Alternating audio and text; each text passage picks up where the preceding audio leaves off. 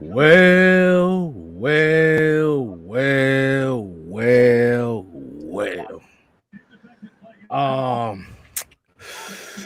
Did y'all see that performance today? I know people, a lot of people saying, well, it was just the Jaguars. I mean, the Jaguars are 2-8. What's so happy about this W? Well, why are we so happy? How dare y'all be happy about this W? Oh, hey, my bad, folks. What's going on, people? These are people over here at AFL. You already know what to do. Hey, I'm your boy, 6-Man K Styles, aka the fullback of AFN. And we're gonna talk about why I say the fullback. I already know. I knew as soon as I saw that, I knew you was gonna have something to say about it. Yeah, but as you already see on the screen, we got your boy to my stage right. We got Jew Talk Sports, the minister himself, and all the way on the other side of the screen, as you already know, it is the mad scientist himself. Yeah, Drew, go ahead and point over that way because we got Mad Mike Sports. You already know what to do. And then as you see at the bottom of the screen, well, since we done switched formations and Mike done Peyton Manning our asses and switched our formation to my stage left, we got Mr. J Rock, the Lord of the Disc. Well, back to the damn Peyton. Hold on. Hey, that's Peyton Manning. That's what he do. He always call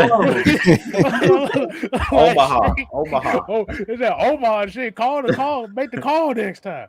But as you see at the bottom, you got your boy J Rock for life, aka the Lord of the Discord. And as you see at the far right down there is Mr. Alex Edwards. We haven't declared a nickname for him yet, so we just gonna call him AE over there. Y'all watch TV. What's going on, people? What is going on, people, man? How we feel about this game? How you feel about this game? Yeah, and I saw somebody said something about the 0-17 crowd hasn't showed up yet. Of course not. Of course not. Yeah. Why would they? Why would they?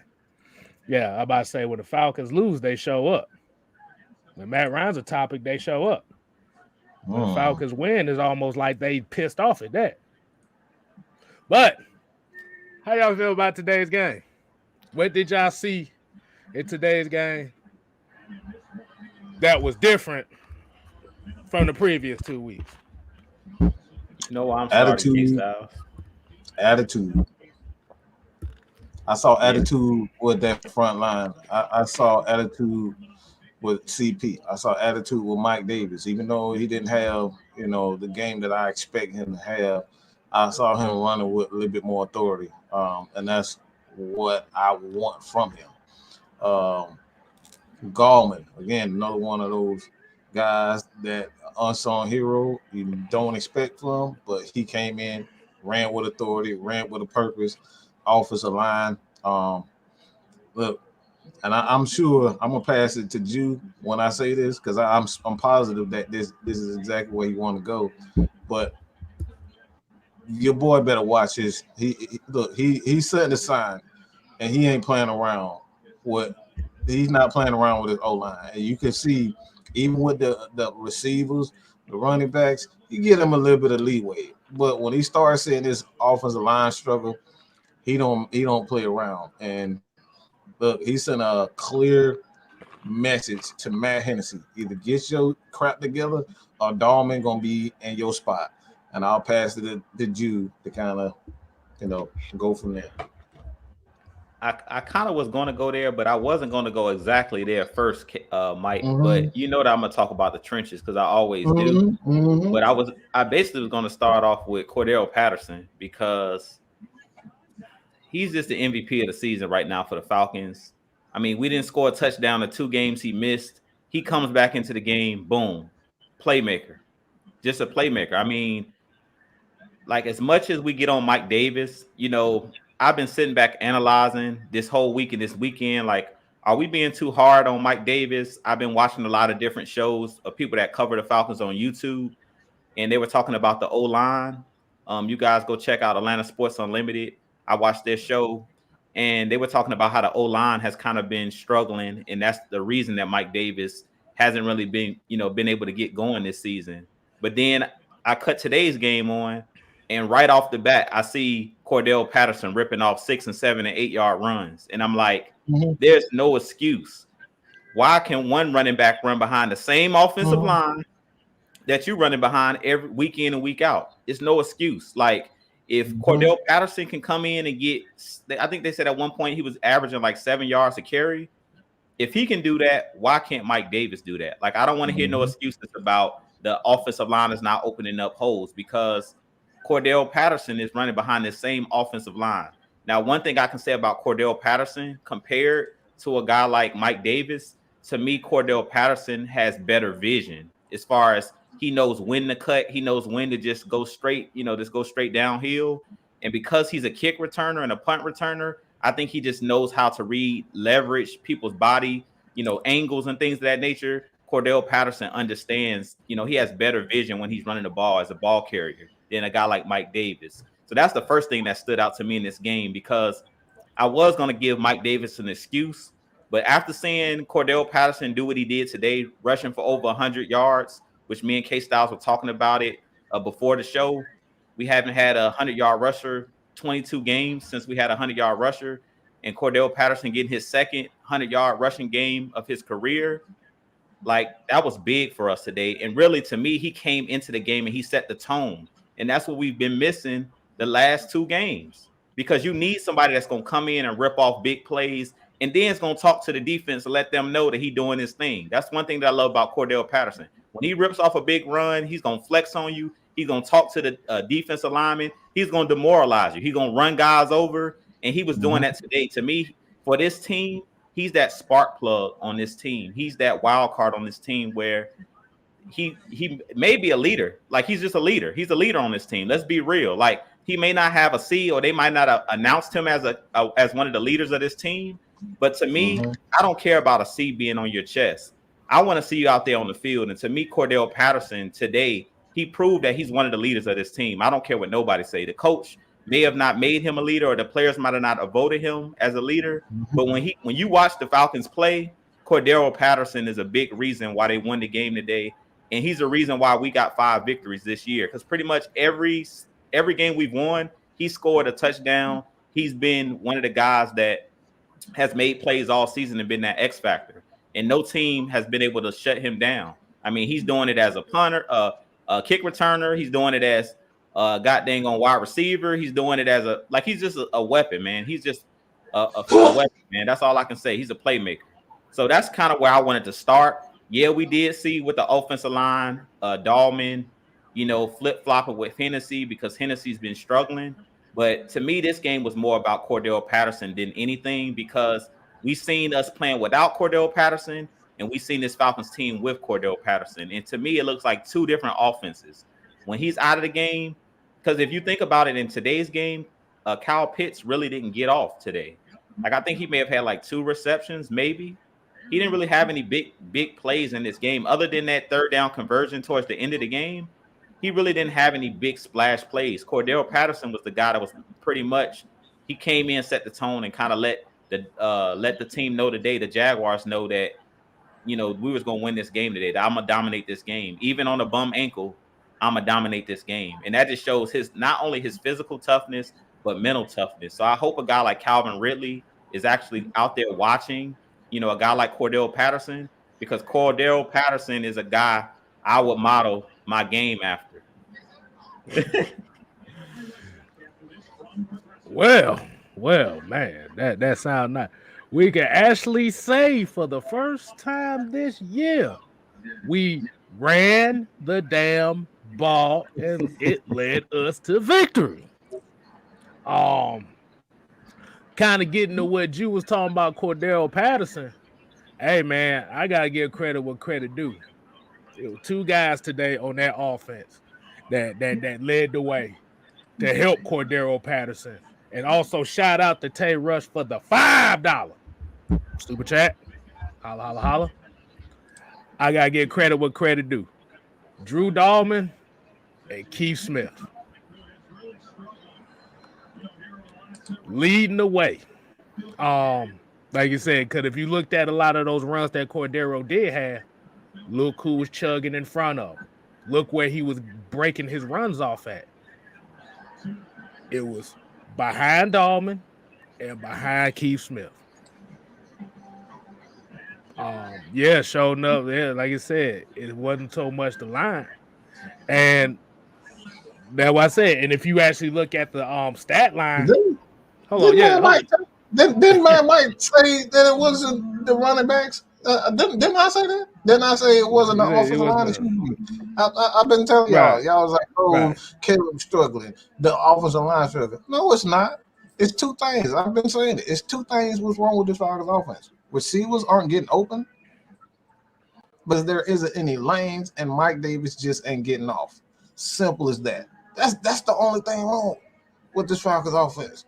His offense is designed to open holes. The running back, the running game is designed to open the lanes for the receivers. So if the receivers ain't getting open, those lanes get clouded, and you don't see those big.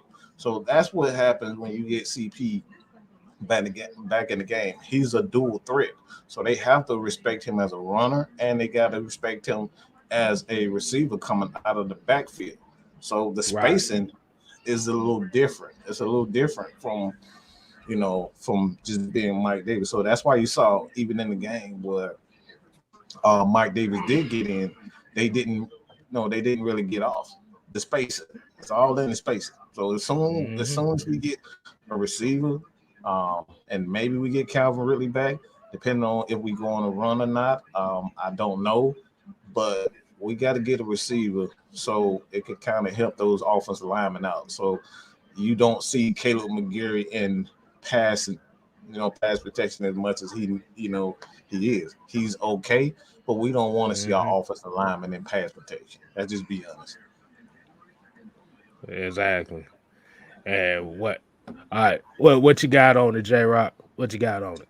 I agree with everybody on this panel as far as Cordell Patterson returning and actually having a good game. Hey, what I will say is he is an all-around player. I'm gonna call him all-around CP because he just does it all. I mean, coming from an injury like that, you can tell how important he is to this team because we look stale without him.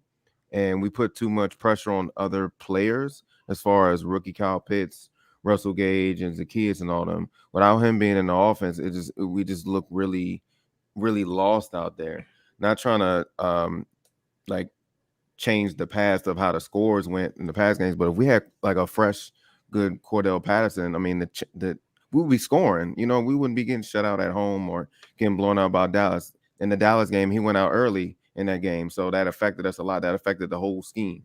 And then, of course, we didn't have anything for Thursday Night Football, and Matt Ryan had to work with what he got, so it had to put pressure on him as well. So, yeah, I mean, I'm not surprised. It's all around Cordell Patterson. He does it all. I will applaud the defense, especially Michael Walker for stepping up since Deion Jones was out. I think he had like 12 tackles, so he did the damn thing today. I didn't really see too much penalties on our defensive backs as I would normally see in our games. So they played, fairly well.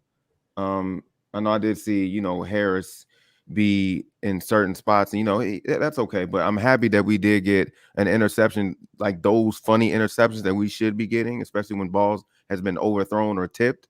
So Harmon actually grabbed one today. So clap it up for that one.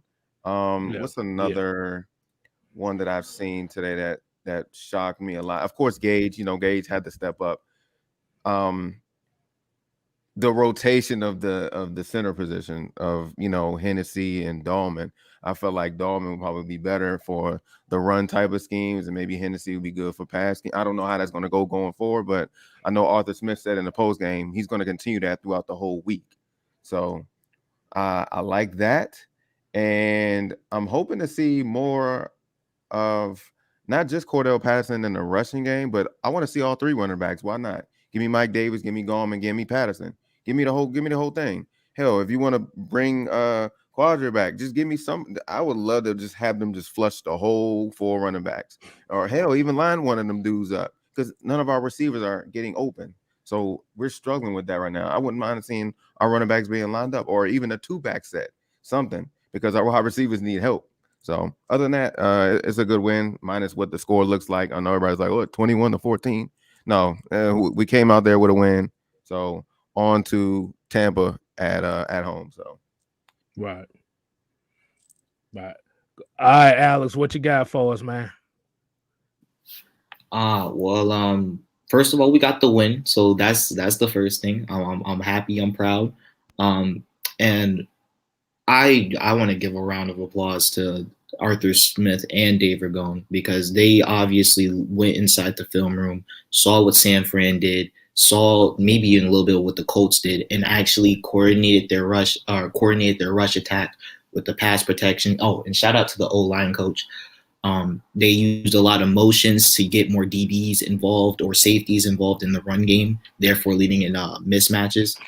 And Cordero Patterson, as Drew said, is amazing, just amazing. His vision and his speed is what makes him a really great running back.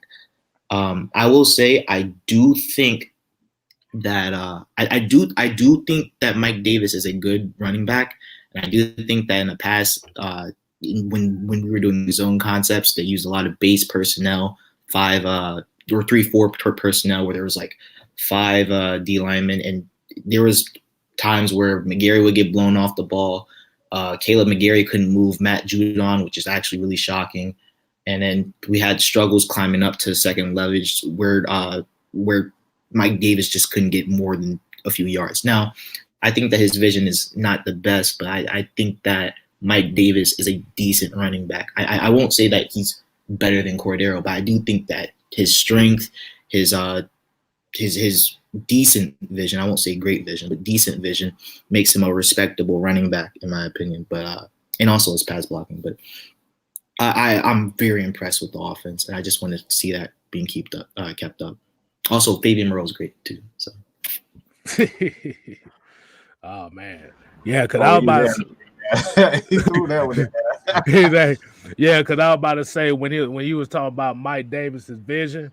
I don't know if y'all noticed the last run he did have in his last carry in the game, where you did see that his vision is kind of on the ass side of the game.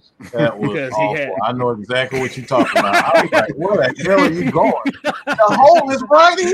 Where are you going? But did you know? But like I said, did you notice that most of those runs that was getting broke off was on the left side? Yeah, again, I just go with the vision side of the game. That CP has that vision, and like I said, it's not so much. It's not so much a lot of these guys can't or don't have the ability. It goes to show you with all confidence. Like I saw Davis with a like he looked like he was determined to get off to a good start, and he had a good play on the reception. And he had kind of couple, runs for 4 or 5 yards here. Like that's what I need to see from him. I don't need to see him rush for 1,000. I don't need to see him rush for 100 yards a game. I needed him to make the most out of the opportunity that he's given, and he's not doing that. That's the issue.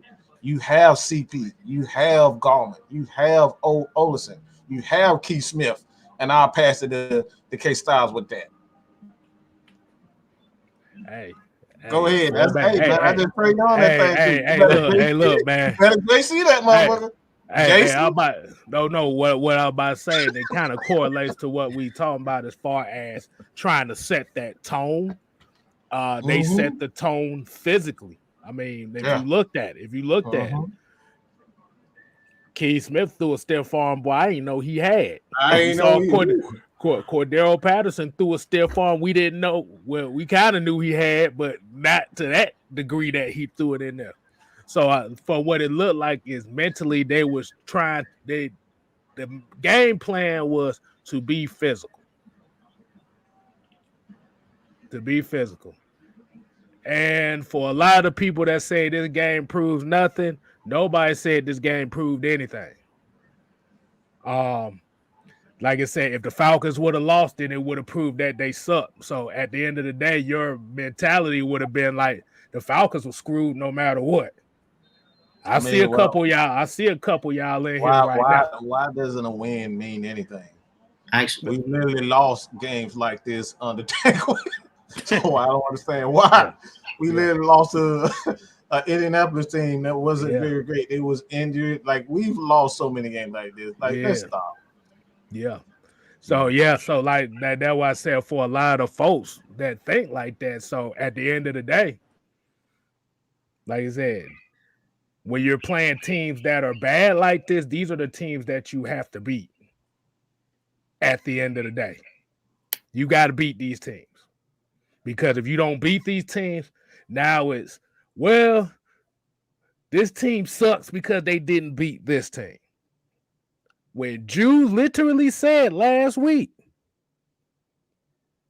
that this is a parity league any given Sunday. Yep. But I kind of find it funny. I don't know if anybody noticed it, but this is another win on the road.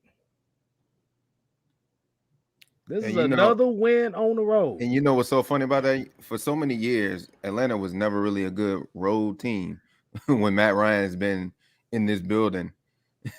We've always been a good home team through the Georgia Dome, and then, you know, the Mercedes-Benz record is what it is. But when that Georgia Dome before it got taken down, man, nobody didn't want to come in there and play.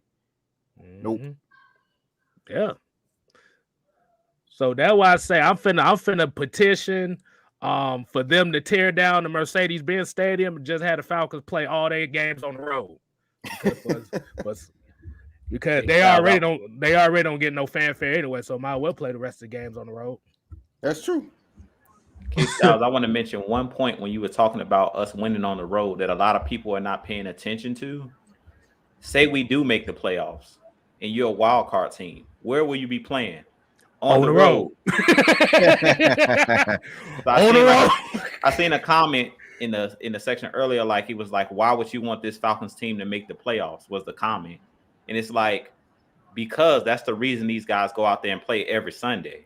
Like, in my videos, people probably like, why does he keep mentioning playoffs? I'm gonna tell them like Herm Edwards say, you play to win the game. Like, these guys not out here, this is their job, but they're not just out here to collect the paycheck every Sunday. They're out here to win these games. They get paid to win these games. So every Sunday when I watch, I expect my team to win. Like, they should be going out there to win these games. I don't care who lines up in front of you. Yeah, today it was the Jaguars, but all you can do is play who's on your schedule. So next week it's the Tampa Bay Buccaneers. And as a Falcons fan, I expect to win. As the players, I expect their attitude to be, we're going to win. Whoever you line up in front of us, wherever we play, whether we're at home or whether we're on the road, we have to build that mentality. And I feel like, to be honest, some of our fans, we have losing mentalities as fans. We talk about these players, but as fans, we've gotten used to the mediocre. We've gotten used to the brotherhood. When Dan Quinn was here, we got used to losing. Like, we have to get rid of that losing culture, even as fans. Like, we got to expect our team to win. We have to raise the bar, and we have to expect more from our players. Like, that standard. I talk about the standard all the time. We have to raise the bar. And that's what Arthur Smith and that's what Terry Fontenot, they're trying to do. They're trying to change that culture of, no. These guys get paid to go out there and win. These guys get prepared for these games and work all of these hours. These coaches are at that at Flowery Branch in that building, coming up with game plans to win these games, not to just compete. Yeah, we're trusting the process, but we want to win. Like, that's the reason they do what they do, and they put all these hours in, is to go out there and win these games. Exactly. And as a fan, I expect them to win.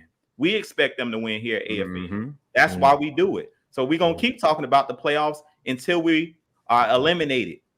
Until it's not mathematically possible for us to make the playoffs.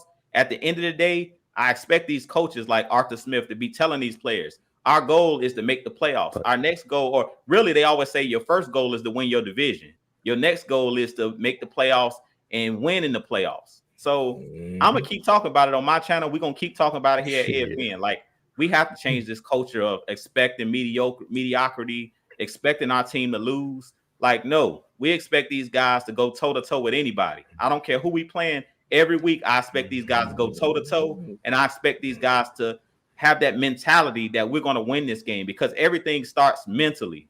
And that's the reason I brought up Calvin Ridley, not to take a shot at Calvin Ridley, but everything is like, it starts mentally first. Football is mental before it's physical. You saw it today. You saw it today with Trevor Lawrence. Like, I can look in his eyes and see he wasn't confident in himself. He was throwing balls that I've never seen him. But again, this is what we talk about. Just because you're great in college doesn't mean that's going to translate into the NFL. Once you get a quarterback or a player that is mentally tough, you gotta hold on to these guys. That diamond does it.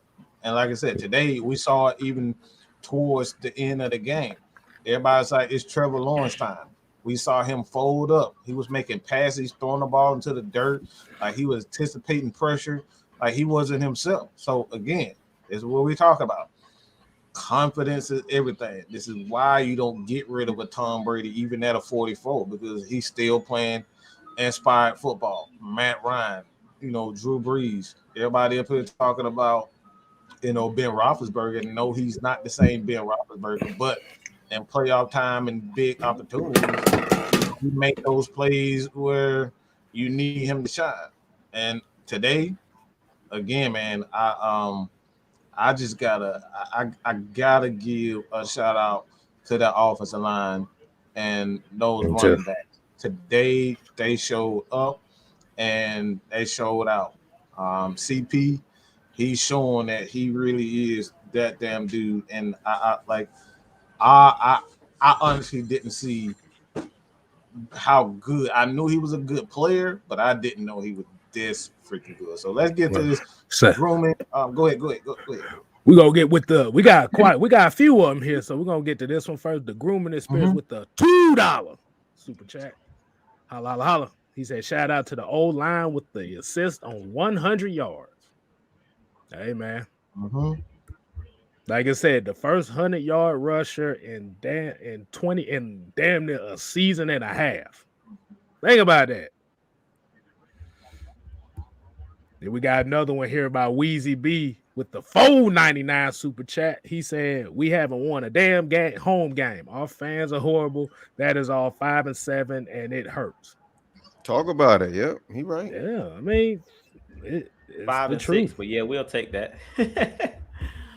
I think he's anticipating we're gonna lose to Tampa Bay next week. Okay. I guess because we got a home game against Tampa Bay, and I like shit. And we also got Rakondo with the $4.99 super chat. Is already one more win than last year. Progress is good. Hey, man.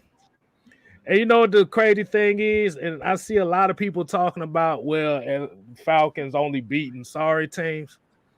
It's kind of funny they don't have the same energy for the Buffalo Bills, because I just looked at their record. They got the same amount of quality wins as we do. Yep. Come on, man. A win and a win at the end of the day, bro. Exactly. Let's just stop. Exactly. We lost to sorry teams last year. We had 4 wins and 12 losses last year. In those 12 losses, it was a lot of sorry teams that beat us last year. So I'll take every victory we can get. I'll take it.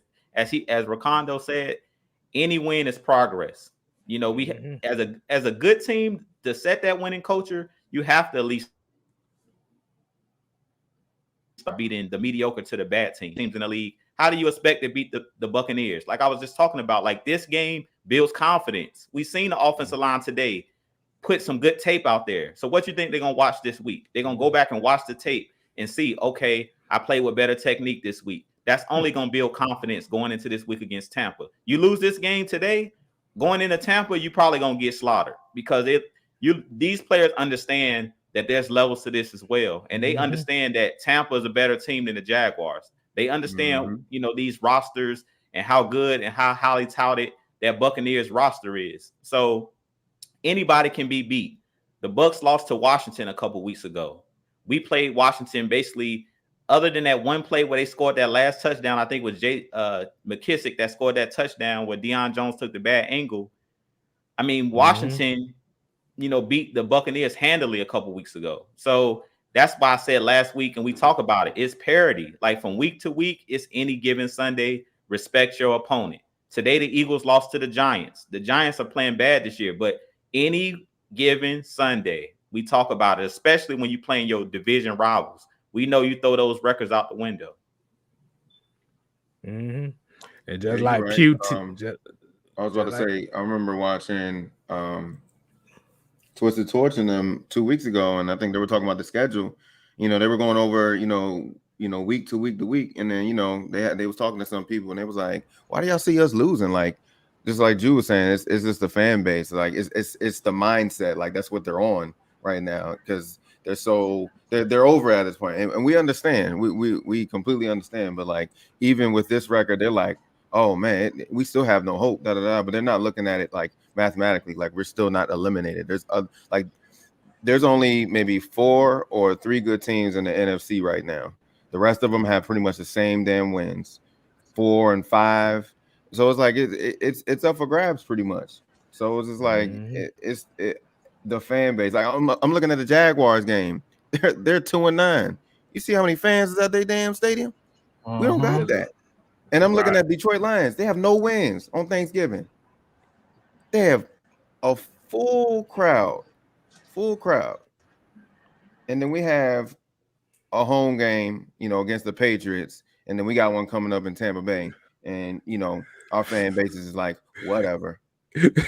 So no support. You know what I'm saying?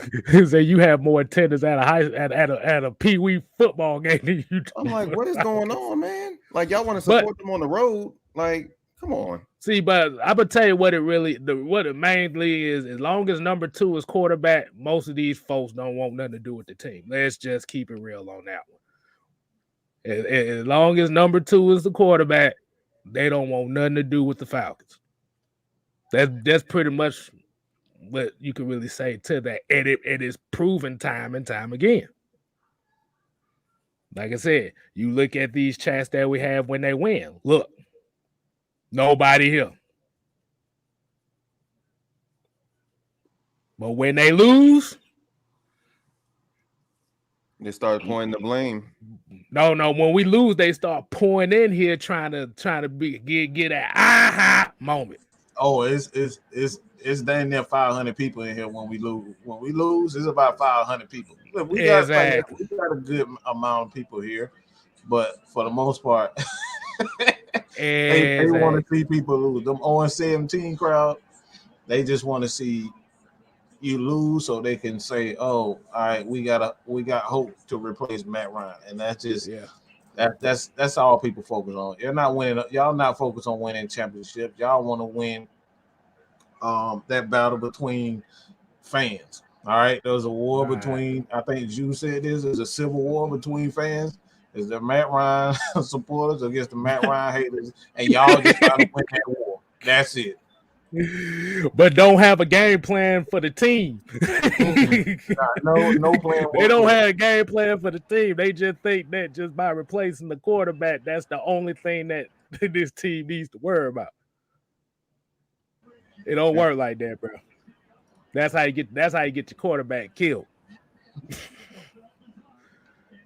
But we appreciate it. These past 2 weeks shows Matt Ryan doesn't really have many like targets. It's just Kyle Pitts out there. So like I said, it puts a lot of pressure on him, especially. So Cordell returning does a lot for this offense. Gives you so many mismatches. You can do so much with him when he's just his presence in general. It's almost like the Julio Jones effect. It's just his presence. You can line CP all around everywhere on the field. Right. Hell, he was at DB today. Y'all know that, right? Right. Yeah. Hey man. Again, I think this is another point of emphasis that I gotta focus on. I gotta say this again, and I'm just gonna be real. And I try not to pick on people, But this dude, like every time you saw him in the game, they went directly at him. And I'm positive K-Style know what I'm talking about. They didn't waste no times going at him. They immediately double teamed him every chance soon they saw 96 in the game. They immediately doubled directly at him. And then you saw Anthony Rush get in. I even saw Anthony Rush with his big fat self. All right. And that I saw him penetrating, getting pressure on the quarterback. So you gonna tell me that go ahead. Nah, he forced a fumble today. Anthony Rush. I mean, you know what I'm saying? He was just in the right place at the right time. Hey, but like you said, the thing about with Anthony Rush is the main thing is when he's in the game, you're expecting him to stop the run. He's a run stop specialist. Tyler Davidson is supposed to be the run stop specialist, but you can't have a run stop specialist when people are running at you. Bruh. They like I said, they don't waste no time. As soon as they see him, they going right at him. And it's always right up the middle. Every time it's right up the middle. It don't matter who there. Because did you notice what they kind of did with the defensive front? I think in the second half was they started overloading one side. Yeah, one side overloading. Yeah. I like that move. That started overloading. That DP is brilliant, man. I love it. And they was trying to bait people into running in that wide space, but the thing about it was they wasn't running at them wide spaces like that. And that's what Grady Jarrett was getting most of his penetration at. They was just bunching everybody right there. Yeah. Well, and I got unpopular opinion. I don't think we should draft Jordan Davis. That's just me. But because I think that we got some small pieces that really help against the run. We got Anthony Rush, who's big. And when it comes to like getting to the second level, you're going to have a hard time trying to get to the second level when you got Anthony Rush standing right in front of you. Same thing goes for Mike Pennell. Tyler Davidson hasn't looked the worst, but I still don't think you get the gist. And Grady Jarrett has Tyler T. You talking about T. Davidson? Tyler Davidson? Oh, you talking about Marlon Davidson? He talking about Marlon Davidson. He talking about Marlon. I know that's what he's talking about. But yeah, I think our run defense, while it's not perfect, I think is good at that D tackle spot where Dean Pease saw our roster and said, "Oh heck, now we can't go into the season without two good run defending tackles." So he's like, we took care of that, or at least we have like it for temporary. So I think we're good on that. I think it just gonna depend on position in the draft. Because if we keep winning games, you might not be in position to draft Jordan Davis. Anyway. Yeah, I don't think we'll be. That's one thing. I think he's just too good of an athlete to be taking anything lower than 5, and I don't see us being 5. I mean, we've already gone over the threshold to even be in the top 5 team. Anyway, so just like I say, my dream of Jordan Davis is over. I'm not dreaming. I'm not thinking about him. I'm looking at someone else. I'm not even wasting my time thinking about getting him. We're not getting Anthony Davis, but Jordan Davis. See now, but if it was one of those cases where he failed to us, because they're going to also kind of look at, okay, he's big, but they want to know what his motor is on all 3 downs. Is he going to be just a 3-down guy, or he just or a 2-down guy, or 3-down guy? So we don't know what the draft prospects is going to be, because when it comes to those drafts and stuff, everybody's going to be looking at the tape and stuff and what these coaches say. So you never know. He could fall. I highly doubt it, but yeah, Falcons win. The more the Falcons win, you kiss that Jordan Davis draft pick goodbye. But let's get to this $5 super chat. My Matty goes, he said defense held them down to 4 teams. Yeah, defense coming with it. Yeah, the defense is Dean P's got this defense humming. We've seen that even in the game against the Patriots. For the most part, the defense did their part. I mean, it was a 2-possession game for most of the game. So the defense has really come on since we added those big guys y'all talking about. Y'all notice since we added Mike Pennell, since we added Anthony Rush, after we got ran through by the Carolina Panthers for almost 200 yards or over 200 yards, they went in and brought in and elevated Mike Pennell. They elevated Anthony Rush. And ever since they added those big bodies, you see the difference. And that's what Mike's talking about with the Tyler Davidson. I just want him gone. He better not be back next year. I don't want him on my practice squad. I don't want him nowhere near my team. You saying he ain't going to see my field. Yes, I don't want to see 96. If it was up to me, he would have got cut before the season, contract and all.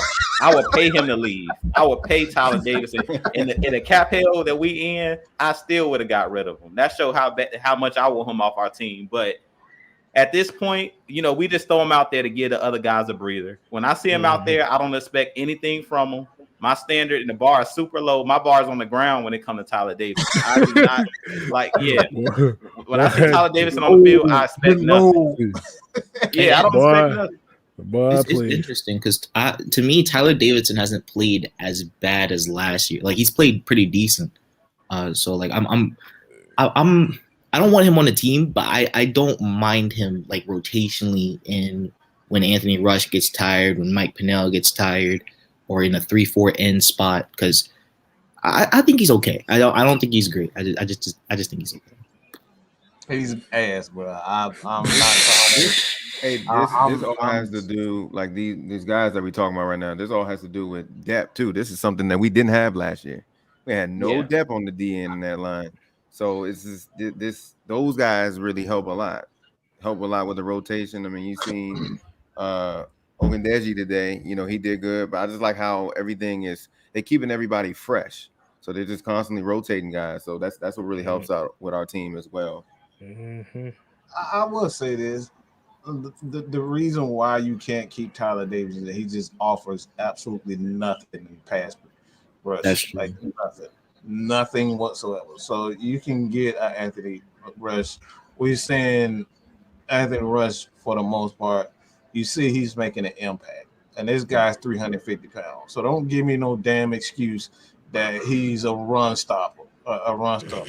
Tyler Davidson is absolutely worthless. He's worthless at this point, okay? You are seeing nothing from him. And let me take that back. The only worth that he has for this team is being a depth piece. I totally agree. That's it. As far as that. That's it. That's it. Just rotate somebody in so Grady don't have to play the whole game, and so that's the only Anthony value Rush that he can provide for us. That right. Those big bodies like Anthony Rush and Mike Pennell, they're not gonna play 50 and 60 plays. Like you're gonna have to rotate bodies in, and that's what Dean Pease is doing. I mean, I don't want to make this about Tyler Davidson. I feel like we're spending too much time on Tyler Davidson. We all know what Tyler Davidson is. We know what he is. I'm starting to get depressed. Yeah, exactly. But they're starting to become a real bright spot in this DB room, and that Darren Hall, man, I love him. I love him. I do this. Awesome game today. That's Danny Pease. He's been playing good. He's been doing that. Like his technique and man coverage has been pretty decent, and I was hoping for Avery Williams to get to that level. Darren Hall said, "Oh, IO's out. Don't worry about it. I'm good," and I love it. Yeah, I mean, he was our fourth round pick, but he got tested a lot today, and he showed his ass out today too. With the big hit, especially. And then, the 3rd and 10, and then following, the 4th down play to end the game. So that was real good. He did defensively. Exactly. Because that hit he put on LaVisca, boy, that was all for him. That, like I said, when I saw that ball, as soon as that ball left and he saw him going for that little quick screen, he attacked, exploded, and tackled. Like you draw it up, Styles. No hesitation. No hesitation. As Richie said. Richie said in the chat, in our chat for Red Clay Sports, Rich Dollars. Hey. Rich Dollar, baby. Dollar bill, y'all. Yeah, he talked about it. Like that was a straight read and react. He seen it, he didn't even second guess himself. He just reacted. You know what I'm saying? And We've seen what he can do. Form, tackle. And like I said, this defense is gaining confidence. It's because of Dean Pease. He's putting these guys in positions to succeed. You've seen guys like Richie Grant coming on that cat blitz, coming off the corner. Like you're seeing him use these guys and letting these guys be aggressive. You're seeing the Jalen Hawkins. All of these guys are taking the next step. Go ahead, Mike. I don't know if you know. I don't think you got the jersey on, but today your boy showed his ass today. I gotta get him. I gotta give him some love today. That man looked like a man possessed today, and I'm talking about Dante Fowler Jr. That dude was coming off the edge like he was absolutely possessed today. And like I said, man, like he was getting sacks. He got a strip sack fumble. The dude was just all on. And like I said, that he was one of the main reasons. He ain't Grady Jarrett. Grady just we need to make sure Grady get his contract extension like right now. We need to be drawing that thing up right about now because Grady Jarrett is just K-Styles. What you got, bro? Whew. You forgot the other guy on defense that showed out today. Mm-hmm. Oh, I know. I know where you going. Go ahead. Hey, yo! Yep. Hey, man. Like they wanted to what we said at the beginning, they wanted to establish some type of physicality. Like you said, you just came from getting embarrassed the last 2 games. And like I said, you had to come in here, you had to switch the mentality. This wasn't so much more so of X's and O's, but like you said, it was all about where was it mental. Mm-hmm. And I keep saying this thing in the test, all about do it against Tampa Bay. All right, they do it against Tampa Bay. What you gonna say then? I'm not gonna say the name, but yeah. And I just want to say one thing quick, K-Styles, because he brought up my boy Dante Fowler. I wasn't gonna say nothing about him, but since Mike brought him up in this game, and this is what I talk about, I'm gonna keep it a buck straight across the board. Dante Fowler, he did play well today, but I'm still a little bit disappointed because I seen him have like 2 or 3 plays he didn't finish. That's the reason I didn't even bring his name up. And Mike know I love me some everybody in AFN know I love me some Dante Fowler. Yeah. But I didn't bring his name up because to me in this game he had 2 or 3 sacks. He missed like 2 sacks he could have had, but he had the quarterback dead to rights, which that just goes to show what I've been talking about, these mobile quarterbacks. For whatever reason, Dante Fowler be right there.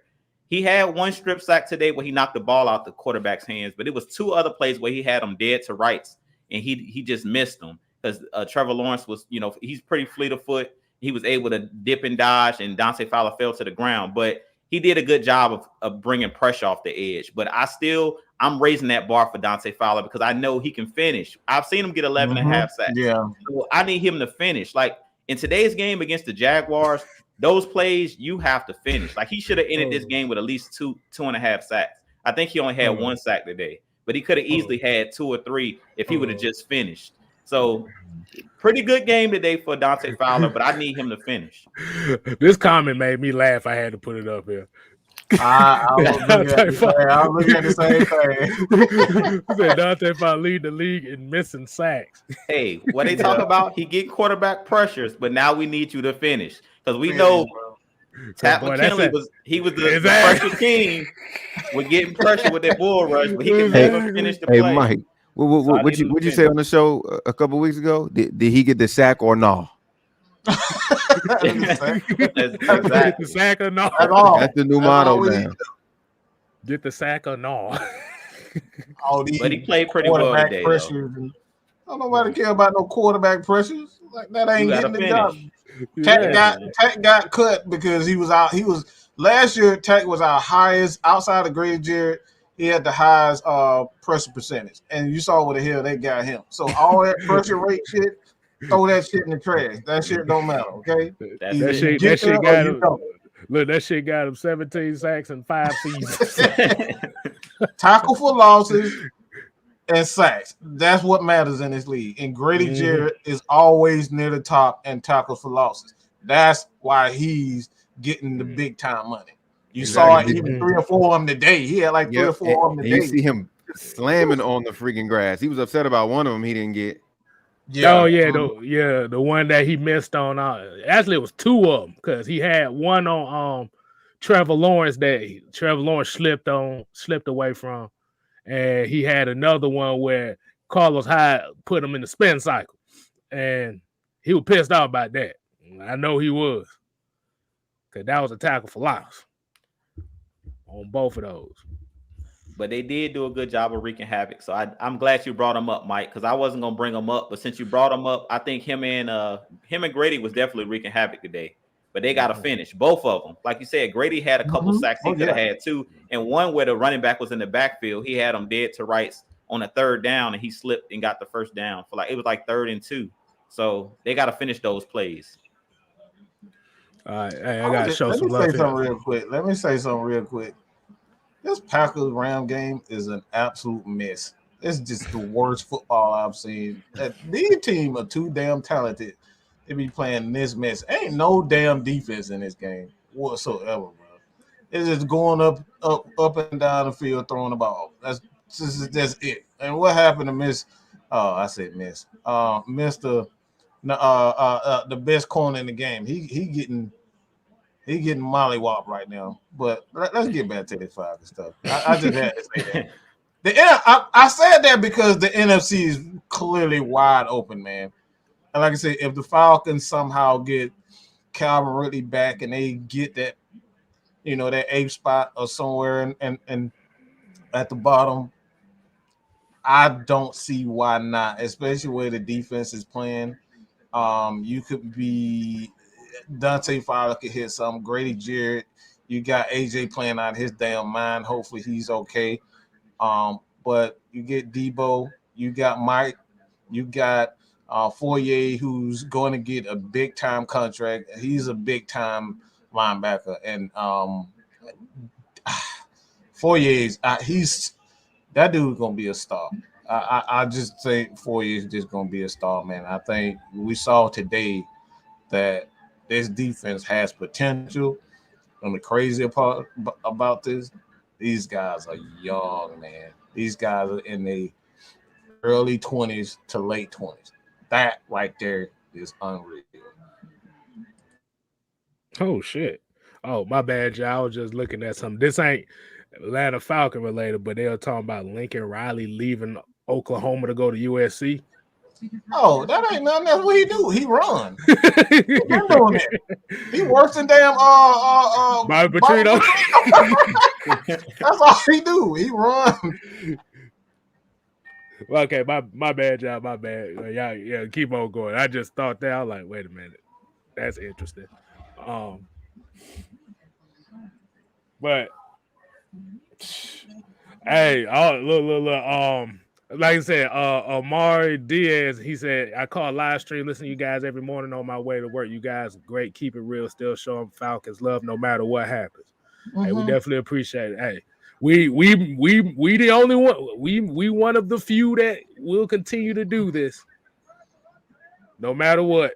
You got a lot of people that ain't gonna do it when the chips are down. They only gonna do it when it's up. But I want to hit this comment right here. They said this game proves a punter matters. Now you see what I like that one. Yo, yeah. Now you see why I was good about the Morstead signing. Yeah. One thing about him is he kicks them things quick. He old as hell, but he kick them quick though. K Styles, I got a confession to make. I owe Thomas Morstead apology. On the Heavy Hitter show, I did talk about him being old, but he proved me wrong today. I think we need to go ahead and cut. Who is Colquitt? Yeah, I think Colquitt lost his job today because Morstead was punting that ball today, man. Yeah. And that's the thing. Painting them sideline, boy. He tuned into the show, Drew. He's like, Drew, I'm gonna show you something. Watch this. I'll show you an old man. Hey, I knew it was coming up. It was like, hey, yeah, Georgia Tech got their ass stomped out. Hey, it is what it is. Hey, Mike, throw the shirt up. I saw the shirt you were wearing. Throw it up right quick. There you go. I see All day. Devon and them came up with it. And guess what? What shirt I got on today? I don't give a fuck. I don't give a fuck. I knew he was gonna do that. Exactly. But at the end of the day, he's still here. Bruh, we, like I said, think about it like this. Even though it's quote unquote against Jacksonville, this win actually puts us right there. Mm-hmm. Right there in the mix. In the South, I'm sorry. But just be exact, the South. That puts us right there in the mix. So even if some people may say, well, this team might not be ready for the playoffs and stuff like that, we don't damn know. This is why the players play the game. And this is the time where you get hot, as we always talk about. You want to be trending upward heading into the playoffs. Like, I don't know if you guys been watching, but a lot of the teams like Dallas, ever since Dallas stumped us out, they done went on a losing streak. A lot of these teams, the Saints, after we beat the Saints, they're on like a 4-game losing streak. The Panthers, I think they're on a 2-game losing streak. So we need to start building. This is the time where you start building towards the playoffs, because I'll tell you this Falcons team is not the same Falcons team from week 1.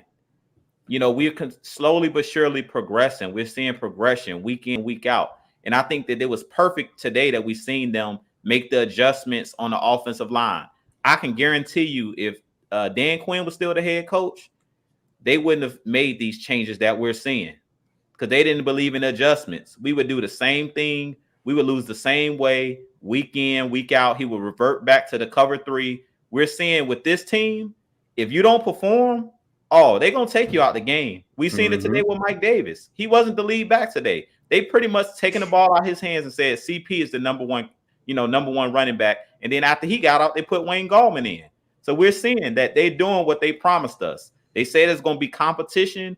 And how many players have we seen released, new players brought in? So they're doing everything they can. Even though we'd have no money, they're doing what they promised that they was going to do. It's competition throughout. They're keeping everybody on their toes. And that's what I like about this team. And like I said, you just want to get hot at the right time at this point for the playoffs. If you're trending upward heading into the playoffs, trust me, if the Falcons happily, somehow sneak into the playoffs, none of these teams are going to want to face the Falcons. Because what we talked about in our last show, what travels? Defense and the running game. And that's what we've been seeing. That's what we saw today from the Falcons. And that's what we've been kind of seeing lately is they're trying to get that running game going with CP. And this defense has been ramping it up. I mean, we've seen the turnovers today. You had Anthony Rush come up with a crucial forced fumble. You've seen Deron Harmon come down with an interception. These are the type of things we weren't seeing early in the season where we had those 3 to 4 plays, K-Styles, that I talk about every game. We made those momentum plays today. We didn't see a missed field goal by Younghoe Koo today. We made the plays. When the plays presented themselves, players stepped up. How many interceptions have we seen Eric Harris drop? Deron Harmon dropped. Today he came down with one. Yep. This team is starting to get that confidence, and they're making those plays when it matters. And when you're doing that, that's how you win games. When you're capitalizing on the opportunities. When those opportunities present themselves, you got to make the play. And that's what we've seen today. They made the play. The games that we've lost are the games that we didn't capitalize on the opportunities that we had. Yeah. And just like Southside 12 here say, he said, what? The same Jacksonville team that beat the Buffalo Bills, who were a AFC favorite this year. Yep. Come on, bro. That's the NFL. Exactly. Keep that same energy. Exactly. Don't change up now. Keep that same energy. Exactly. Yeah, the same Jacksonville team that most of America thought was going to beat the Falcons anyway. I'm just saying. I'm just saying. Well, I'm gonna take that back. The same Jacksonville team that most of the Falcons fans thought they was gonna lose to. Let's keep it real. I gotta get this comment real quick, K-Style. Normally I don't do this, but I gotta make something clear. He said, Drew, I appreciate the positivity, but every team will want to see the Falcons in the playoffs, which means they will overlook us. No, I'm telling you right now, they're not going to want to see the Falcons if the Falcons get in the playoffs. And the reason I say this, you got to look at it like this. The Falcons have nothing to lose. When you're coming in as a 7th seed, a 6th seed, just like when the Giants went to the Super Bowl against the Patriots, they had nothing to lose. Everybody expects us to lose right now in these regular season games. So the Falcons get into the playoffs, we playing with house money. You got a first-year head coach. You got a bunch of young players, just like in 2016. Nobody expected the Falcons to do anything in 2016 with a rookie Deion Jones, with a rookie Devondre Campbell, with a rookie Keanu Neal. Nobody expected anything out of the Falcons. Let's be real. Nobody expected anything out of the Falcons. The Falcons basically caught lightning in the bottle, and they proved everybody wrong. And that's the same thing with this team. This team has nothing to lose. We're playing with house money. We have nothing to lose. The only really veteran on this team is Matt Ryan on the offensive side of the ball. If we be real, that's like, okay, he wants to win now. Mike just talked about the defense having all these young guys. Foye, these guys are in the prime of their career. So I really feel like nobody's going to want to see us. Nobody's going to want to see this Falcons team because we have nothing to lose. Especially if we're doing good on the road. We're 4-2 in a row for the season. Let's get this $5 super chat. Go ahead. Let's go ahead and make this the point of emphasis. Okay, GD with the $5 super chat. Holla. He said the Falcons won a game. Congratulations, but we're still a bad football team. How are we trending up? We've lost 2 of the last 3 games. Okay.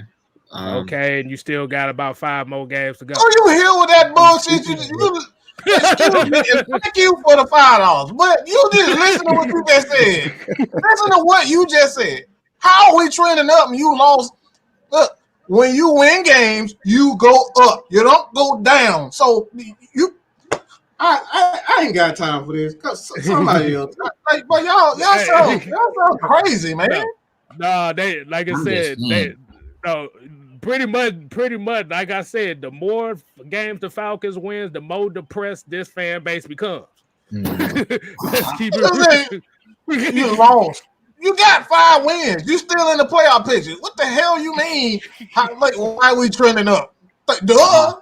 That's not a bad team if you winning. Okay, this is be honest. Just because you don't like who's on the roster doesn't mean they're a bad team. Okay. This is the dumbest shit ever. Stop with the foolishness. Matt Ryan is going to retire. He ain't going to play for 5 to 10 more years. Okay, we know that. So stop it. Stop the bullshit. I got a question. I got a good question here. So I'm going to ask GD this question. Okay, so you say we got a bad football team. So you want to play the University of Georgia 17 times a year with a bad football team? I guarantee they'll stomp this shit out of Georgia. And I love Georgia. I'm just going to be real. I'm stomp this shit out of Georgia. Look. I'm going to ask some of y'all. So if your football team that you're fans of, that you say is a bad football team because they beat a bad team. So what you're telling me is you want to play the University of Georgia 17 times a year.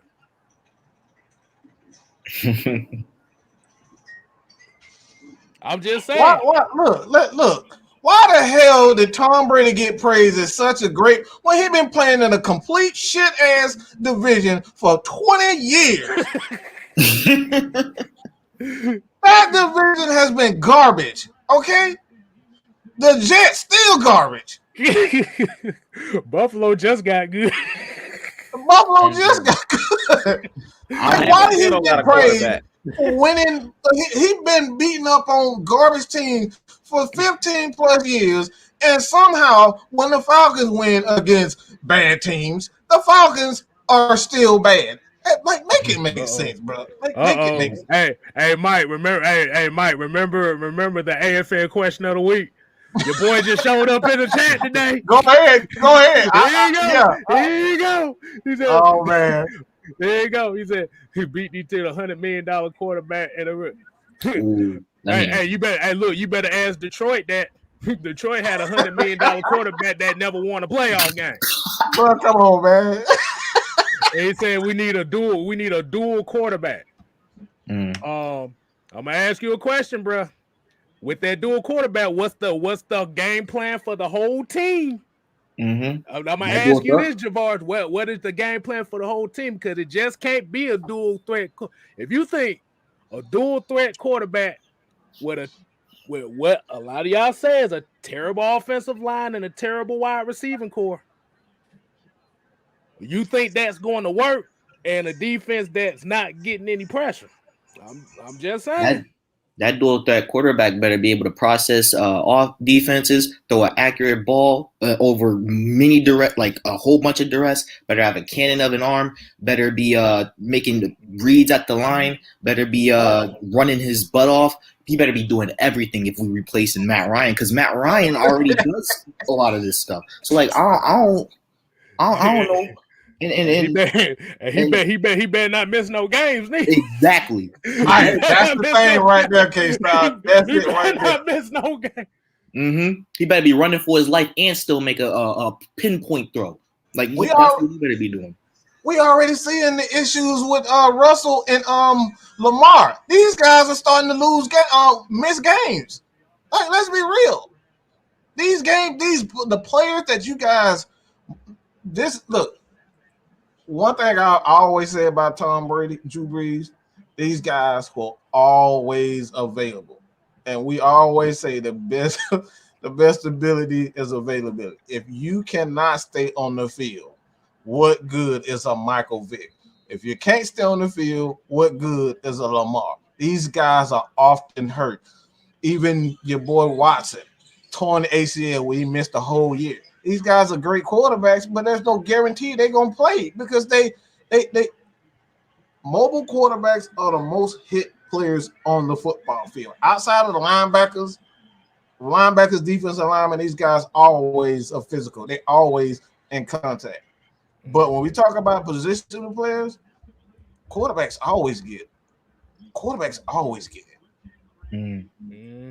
And I got a question to that other question that just happened. If we're a bad team, right? If the NFL were to stop right now and go to the playoffs, tell me, how are we a bad team but we would still make the playoffs? Answer me that. Answer me that, because Carolina just lost. So answer me that. We're in the playoff picture. So tell me that. Is the Saints a bad team? Because we have the same record. Riddle me that. They're not looking at the NFC standings. They're just going based off just us. Exactly. They're just like, oh yeah, we're just terrible. Exactly. They just think like standings don't matter. Oh, you a playoff team, you still suck. Oh, well, you this. Well, maybe y'all the ones that's wrong, because if we making the playoffs, we obviously doing something right. So I don't know what else to say. It's all about being in the right place at the right time. And once the playoffs starts, the records go out the window. Exactly. It don't even matter anymore. We're a whole different team. Oh, everybody's 0-0. So just restart. Yeah, man. So yeah, like you said, $100 million. Like I said, getting to this about $100 million quarterback. There's a $100 million quarterback in San Francisco right now that's only seen one playoff appearance.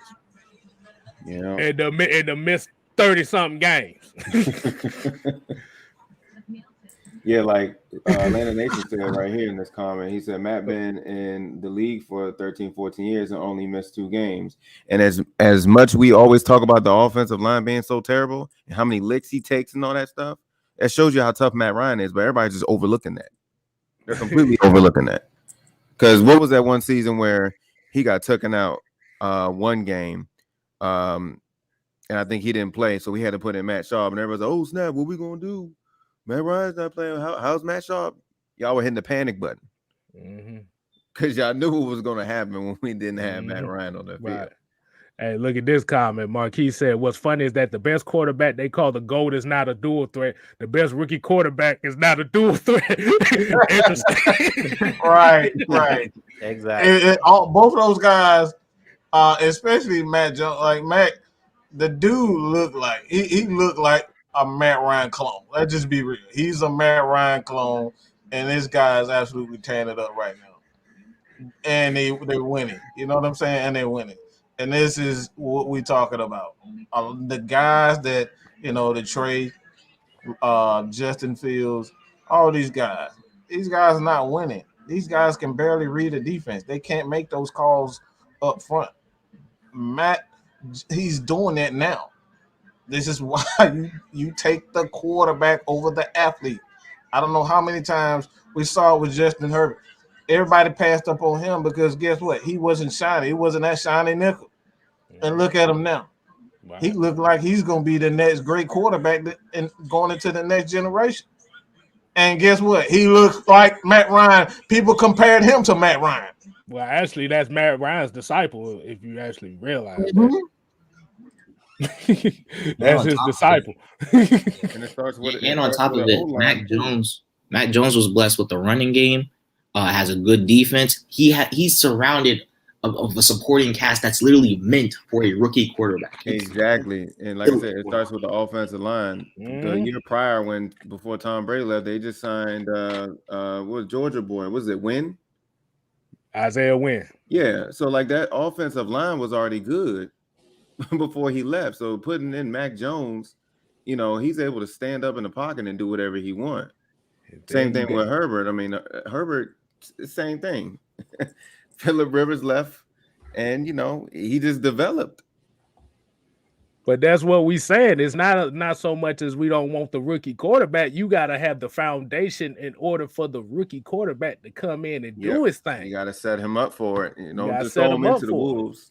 Yeah, like I said, you like you said, just look at the Patriots. Look what they did. They shored up the offensive line. We set up Michael Vick for his success. That's why he was as good as he was his first couple of years. We set Matt Ryan up for success. That's what we do. We never just draft the quarterback and don't set him up for success. We've never done that. That's not what the Falcons do. So I don't understand why you expect us to just say, all right, this team clearly has flaws on the offensive side of the ball and defensive side of the ball. Let's draft a quarterback. We've never done that. Michael Vick did not start immediately. Exactly. And for those that wanted Justin Fields in his prior draft, which again, he's a good quarterback, no shade to him. But you want to draft Justin Fields and let him sit for literally 3 years because we're not getting off of Matt Ryan's contract until 2 years, and maybe we still might extend him because from a financial standpoint, you couldn't start Justin Fields even if you wanted to because it just doesn't make financial sense. So first of all, Matt Ryan is a good quarterback, and we should be happy to have him. And second, just move on. If you're gonna get a quarterback, it's gonna be later in the rounds, and you have to accept that. This doesn't make sense. And it's not, like you said, it's not even guaranteed that a first round quarterback is gonna be the answer.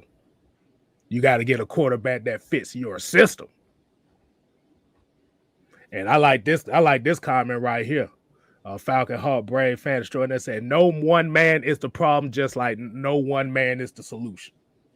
Bam. That's all it is right there. That's what I talked about Tuesday night, K-Styles, when I talked about you have to have a full team. And to be honest, we just got to realize when we see comments, what's your end game? Do you want to win a Super Bowl or do you care about being entertained? And I think Marquis said it in the chat. It's like they don't want a winning quarterback. Falcons fans want an entertaining quarterback, a guy that's going to make flashy plays. We lose the game, but he had a 50-yard scramble or he threw a 90-yard pass.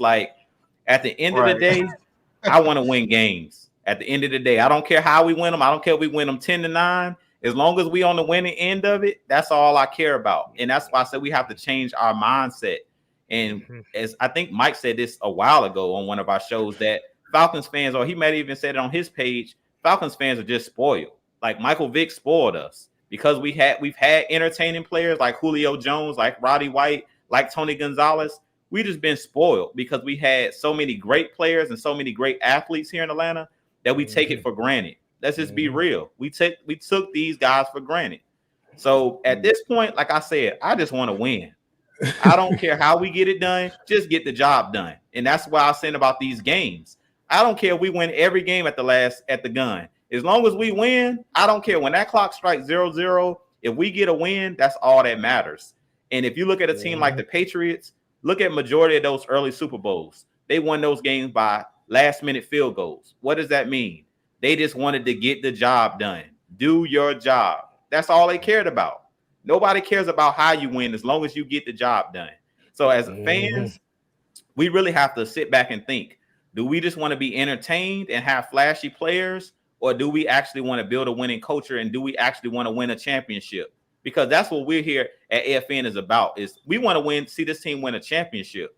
We can care less about being entertained, and that's why we've talked about making this a more defensive-minded team. Yeah, we've had flashy offenses that can put up big points, but at the end of the day, what travels in the playoffs, as we talked about, is a running game and having a solid defense. At the end of the day, when you need a stop, can you get it? We've seen it in 2016. When we needed a stop in that Super Bowl, we couldn't get it. We could not come up with a stop, and that's really what cost us that Super Bowl. And like I said, if it's gonna be one of those cases where Matt Ryan gonna have to be the game manager, hey, as long as it gets the dub. Exactly. But the thing about it is the people that complain about his arm and stuff now, once he starts running the offense where he does what a game manager does, it doesn't rely on a strong arm, he still got a problem with that because he ain't throwing the ball enough or he ain't throwing the ball deep. This ain't what it's about. We trying to change it to where it's going to be more of a trenches-oriented team. That's how all the teams win in this league. You win in the trenches. And Malik Holmes here said, can we be happy that our defense is 20th and not 32nd? That's news to me. I love that. I love this comment right here. That right there is the comment of the week for me. That right there is exactly what we're talking about. This is what's going to get the Falcons over the hump. Is because for quite some time we've always been in the bottom 25 and below in defense. Right. You can't win championship that way. Right. Can't win championship that way. If you're going to be that low, you got to at least be an optimistic type of defense to take ball away. And we have not been either of those. So at the end of the day, I keep hearing, and like I said, this is the comment. And like I said, it's not exactly you that said this. But I hear this all the time. Matt Ryan isn't a problem, but under him, we're still losing.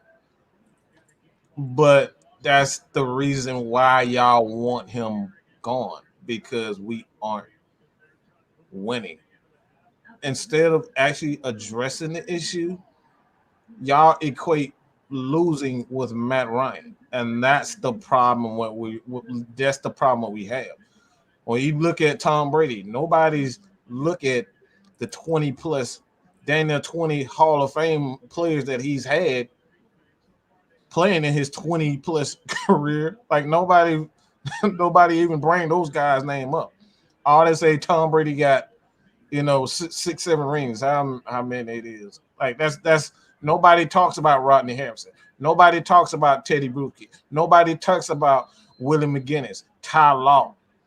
Nobody brings up Lawyer Malloy. Nobody brings those guys up. And I probably just threw a name in there. Y'all don't even know. Nobody know who the hell Lawyer Malloy is. Everybody forgot Lawyer Malloy was a Falcon. He was a Falcon. You know what I'm saying? Nobody talks about that. So that's what we talking about, bro. Vince Wilfork. Wilfork and Rob Ninkovich. Sante Samuel. Yeah, man. The McCourty twins. And the greatest Hall of Famer of that franchise history. Hold on. Excuse me. We're gonna get to these super chats too. If we're not there. Go ahead. I just gotta say this. Like, why the fuck? Why do we have to? Why we have to? Because from the best of my knowledge, you look at his numbers. Tom Brady doesn't even come close to Matt Ryan and the same length at the same year as these guys. You put Tom Brady and Matt Ryan together, numbers wise, that's not even close. Matt Ryan is above heads way above Tom Brady. And that's just the facts. So tell me why we shouldn't compare the two. Because the only thing that he got on Matt Ryan right there is only rings. That's it. Let's just keep it 100. The only thing he got on Matt Ryan is rings. Hey, I was gonna say, you know what he said, we gotta stop. Hey, y'all using Brady as the comparison stone. So, yeah, you use it. So y'all should come on, bro. So if Tom Brady is the standard, every quarterback is going to be put in the same sentence as him because you're using Tom Brady as the standard. Mm-hmm. So the thing is, if you're saying, but the thing is, you can't say we can't use Ryan and Brady in the same sentence, but you say Matt Ryan sucks because he doesn't have a ring and Tom Brady has 7. That's essentially putting Matt Ryan and Tom Brady in the same sentence. Am I right? I'm just looking around the crowd. Am I right? At the end of the day, you right. You right. All right, we're gonna get this appreciated Terry Lloyd for the $5. And Sheldon Brown, I don't know if you got this, but what up, AFN? Falcons win. Hey Mike, I don't know what GM you're looking at. The Packers and Rams good. It's a good game. I don't look. This game is sloppy to me, bro. I don't care. Like, it ain't. I like to see a good team. All I see is teams going up and down the field. He throwing deep balls. They throwing deep balls. They big plays here and big. That's not entertaining football to me. I'm a defensive type of guy. I like to see Georgia. I like to see Alabama, crushing and smashing each other. Like, I like that smash mouth style of football. I ain't with all this prissy stuff, and that's all I see for Packers and the Rams. It's just a bunch of prissy football.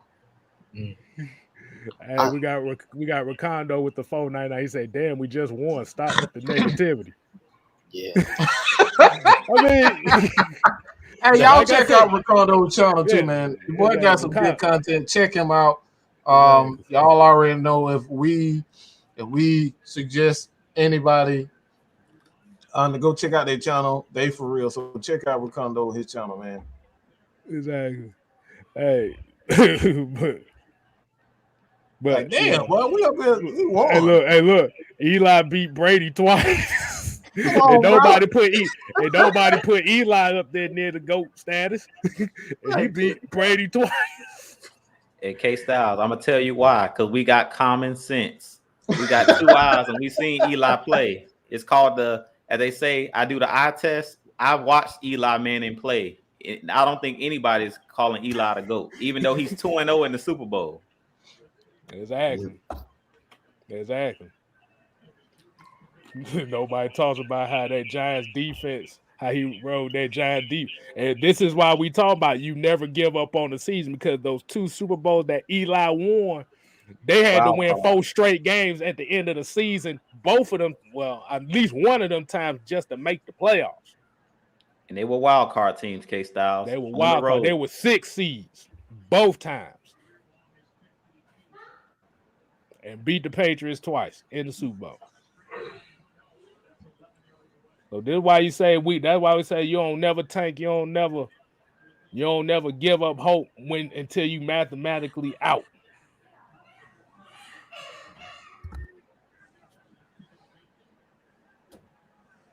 I'm just saying.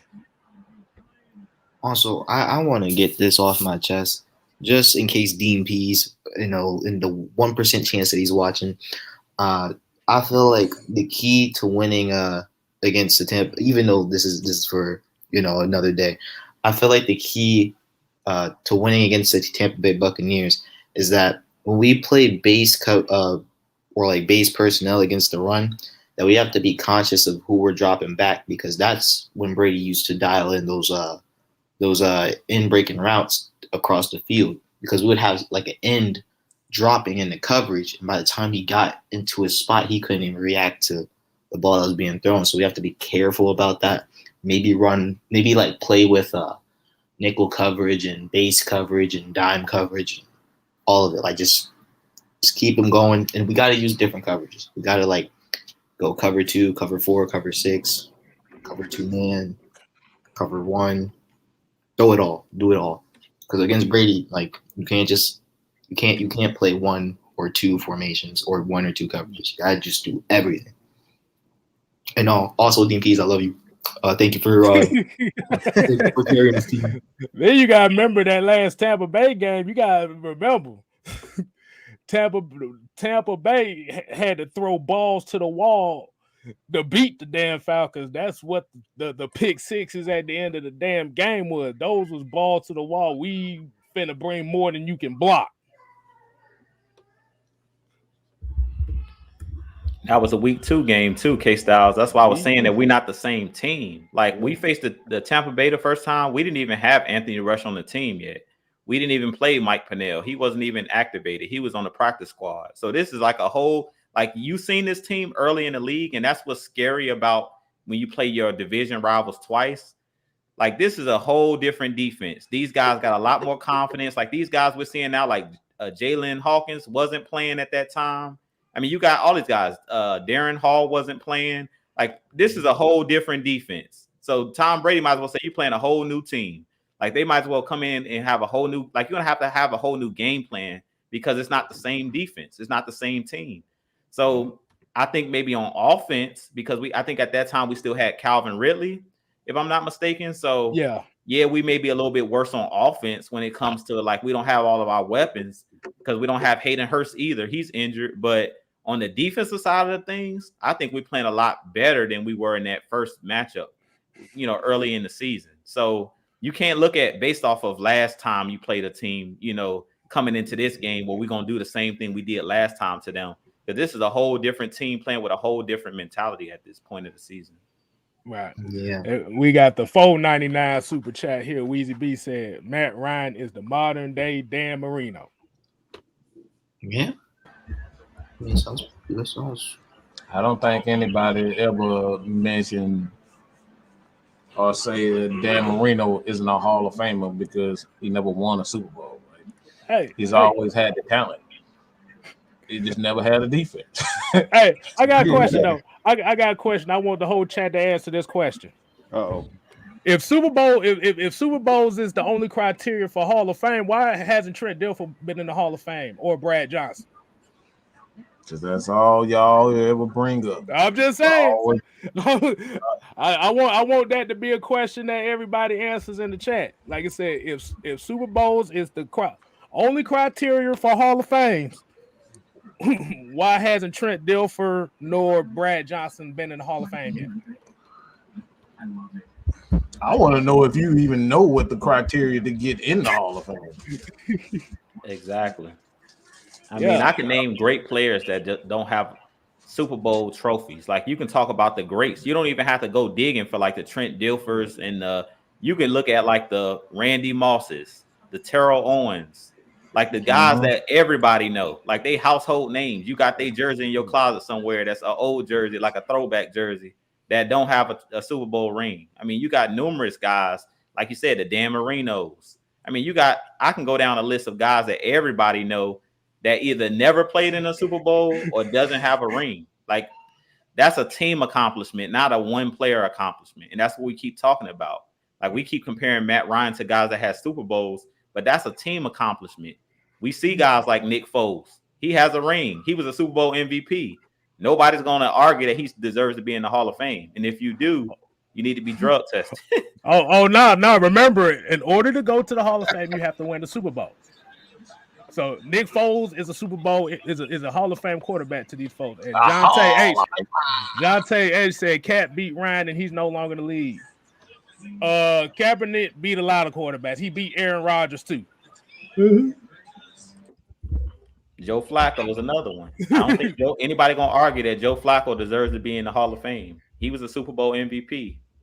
Yeah, I mean, and we got Terry Lloyd with the $10 super chat. He said, when you have a chance to go to the playoffs, you take it. How soon people forget the Hawks was a turn ankle away from winning the championship. Most seasons, they was considered a bad team. Exactly. And I specifically remember that a lot of those same folks that said that Trae Young was absolute garbage too. I remember hearing that. we should have kept Luka crowd. I remember that. Once they made the playoffs, it was all about Trae Young after that. I don't forget.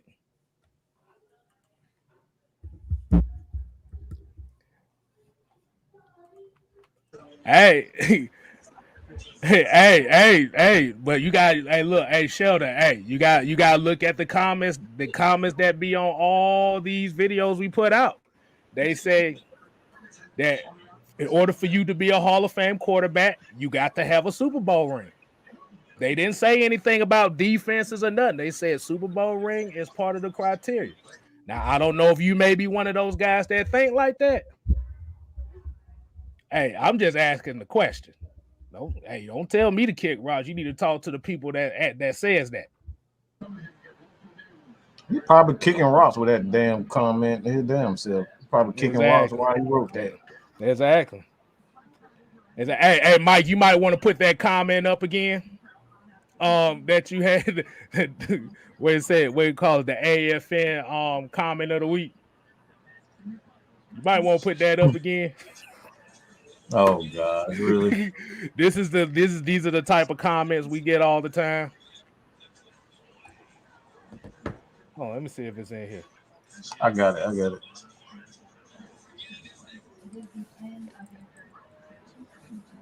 Yeah. Look what he said. There's no way impossible for Matt to go in the Hall of Fame with 0 Super Bowls and 1 league MVP. Wasn't he just in the comments? Yes, he was. Yeah. That's why I said. Yep. He was just in the comments just a while back ago. This is the same guy.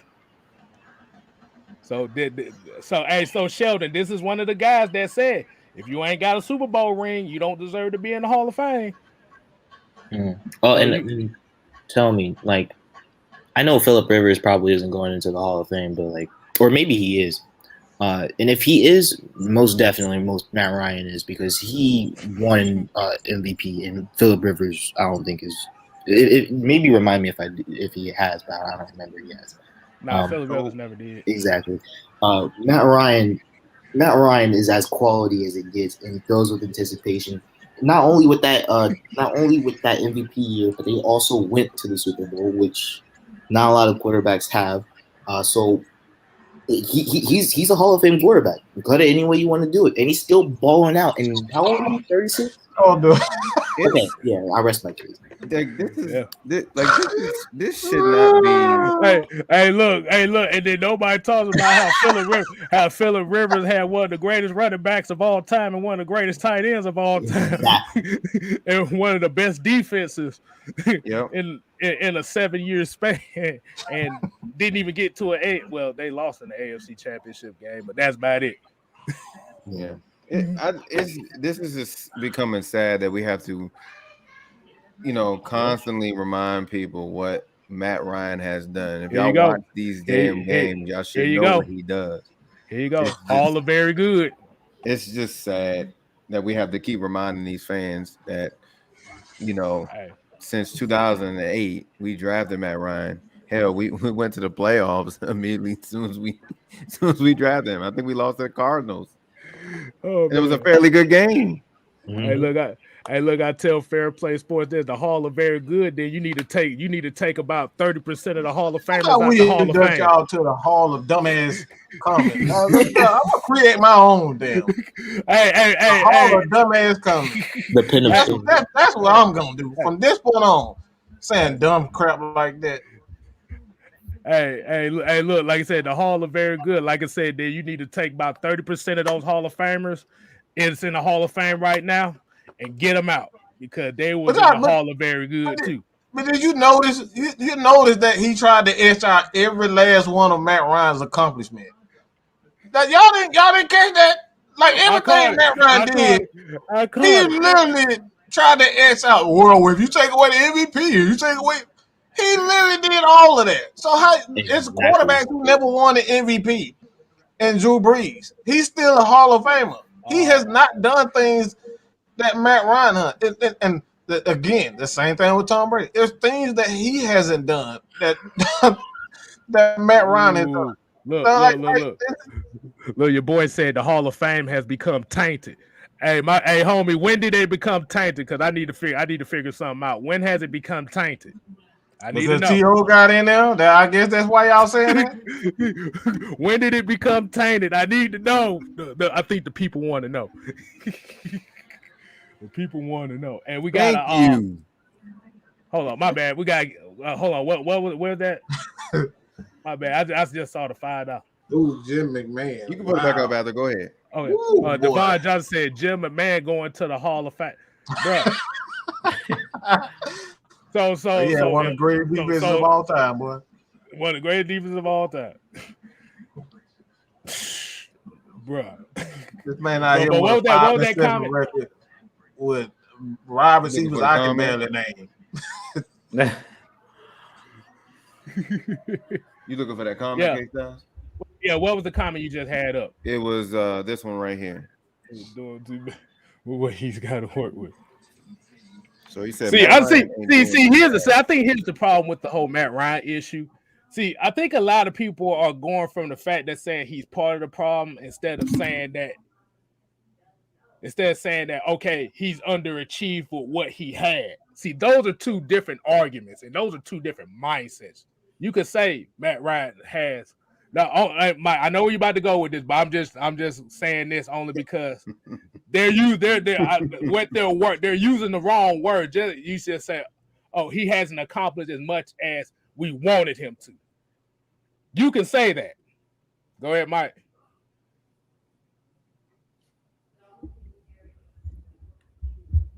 I think you muted, Mike. I think you muted yourself, Mike. Hold on. I want to read this. I love the channel and I respect the knowledge of the game by all you guys. However, constructive criticism isn't necessary. It's necessary regarding the Falcons. Keep it real. They are below average football team. Who's in the playoff line? Talking about my thing is like when is who decides what is constructive criticism and what isn't. That's the issue that I have. Like you guys want to say crazy stuff that isn't true, and then want to use these comments and say constructive criticism. You gotta have facts and a statement. Just because you believe it and you don't have the stats and the facts and the truth behind it doesn't make it real. Okay. Show me, and this is why we've stated several times. Even now, I'm going to say it again. If you want to prove to me that Matt Ryan sucks, please come on the show. If you want to make a point and debate, please come on the show. If you can't show me proof that he ranks lower or that he sucks at anything, one particular thing, it's not a fact. Okay, so you gotta show your stats and the facts and the truth if you're gonna say that a guy sucks. That's the issue, that you want to say crazy stuff and then say it's the truth when it's not the truth, and that's the problem that we talking about.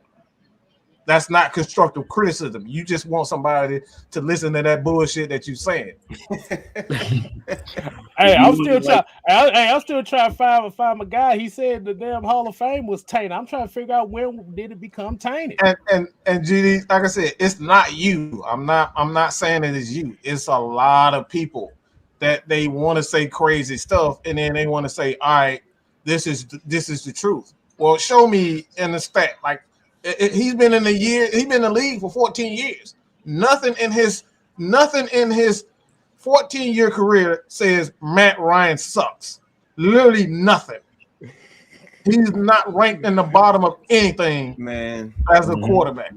Hey, K-Styles, you might have to answer that question again that you asked a couple shows ago. You might have to ask that one.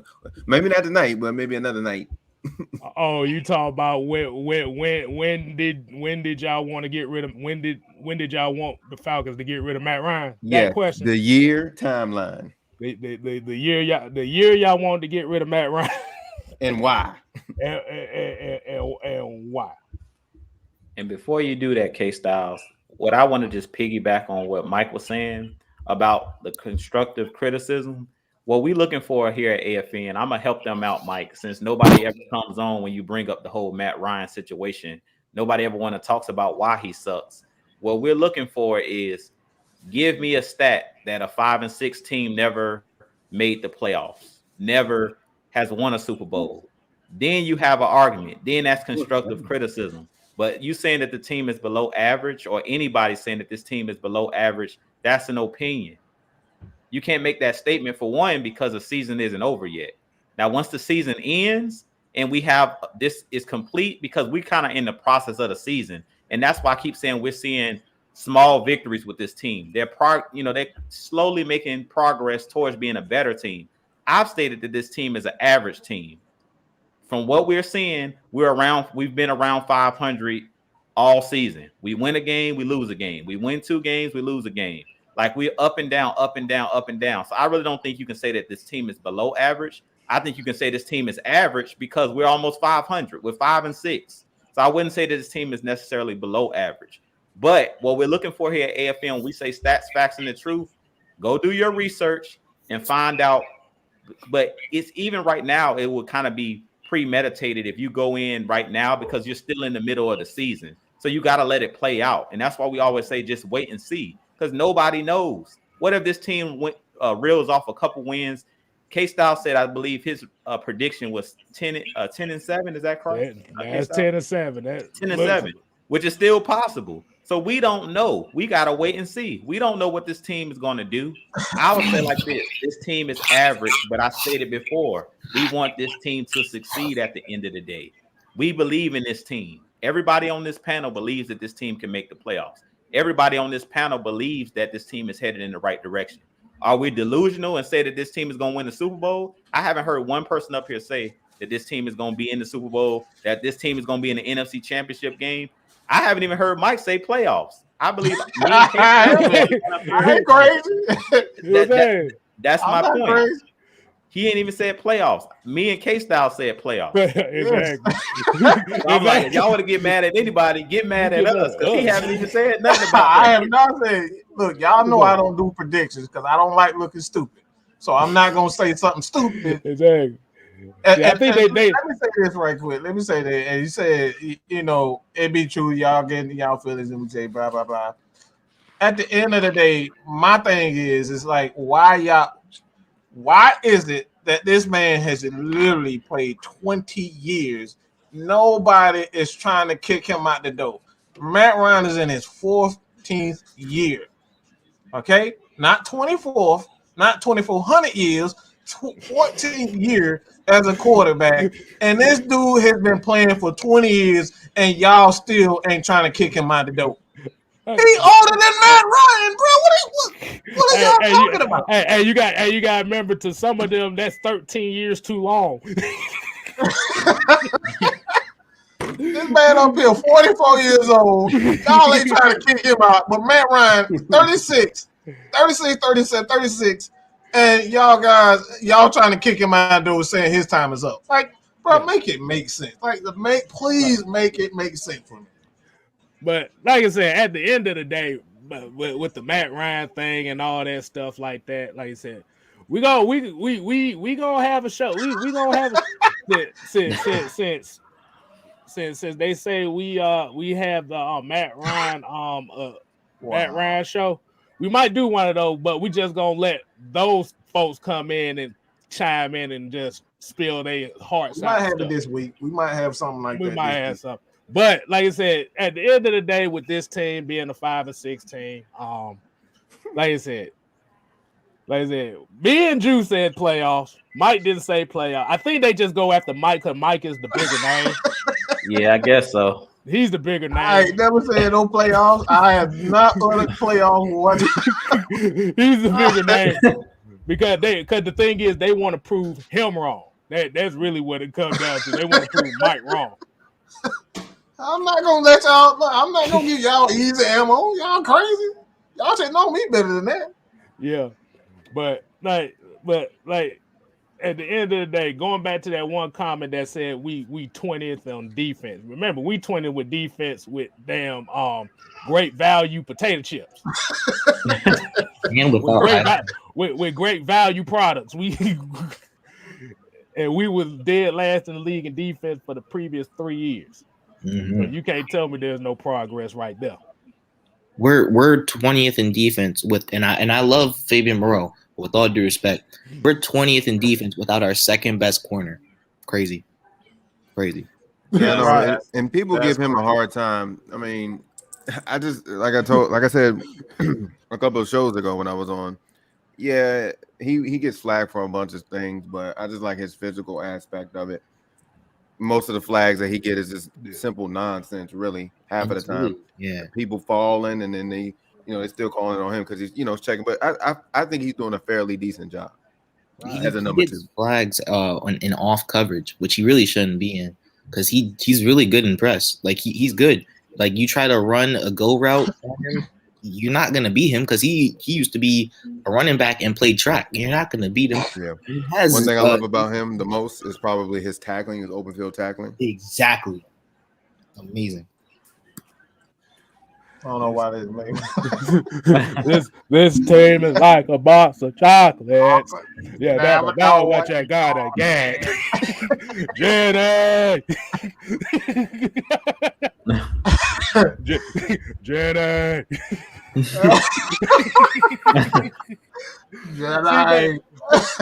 See, but here's the thing, and a lot of people are saying that, we're gonna get to where you got to do it against Tampa Bay.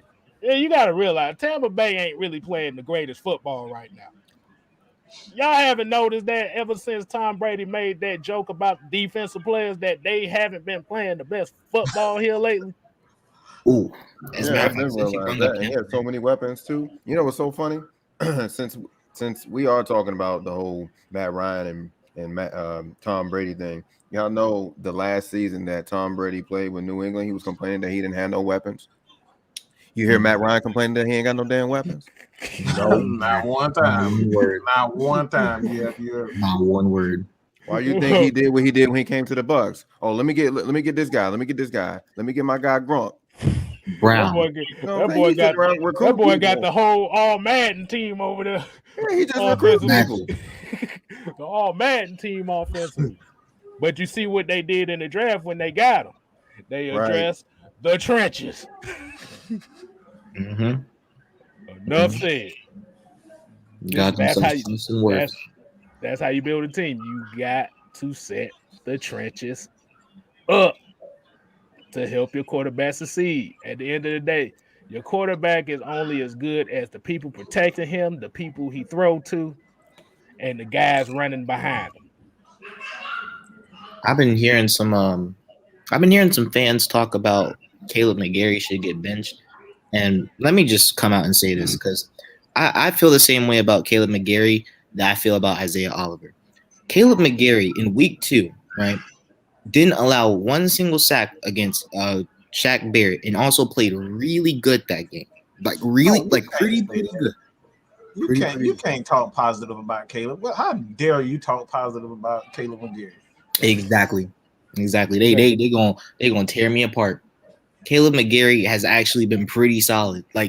Just pretty solid. Yeah, he has his hiccups, but this dude is he's a quality tackle, if I'm being honest with you. I think he's quality. I don't think he's bad. I don't think he's particularly great. I think he's just a quality tackle. And everyone on him nah, we need to cut Caleb McGarry. We need to trade Caleb McGarry. Caleb McGarry needs to get benched. Do you see Caleb McGarry has been sacked, Matt Ryan has been sacked maybe 4 times with fault of Caleb McGarry, which I don't think is even leading this entire team. Which that should be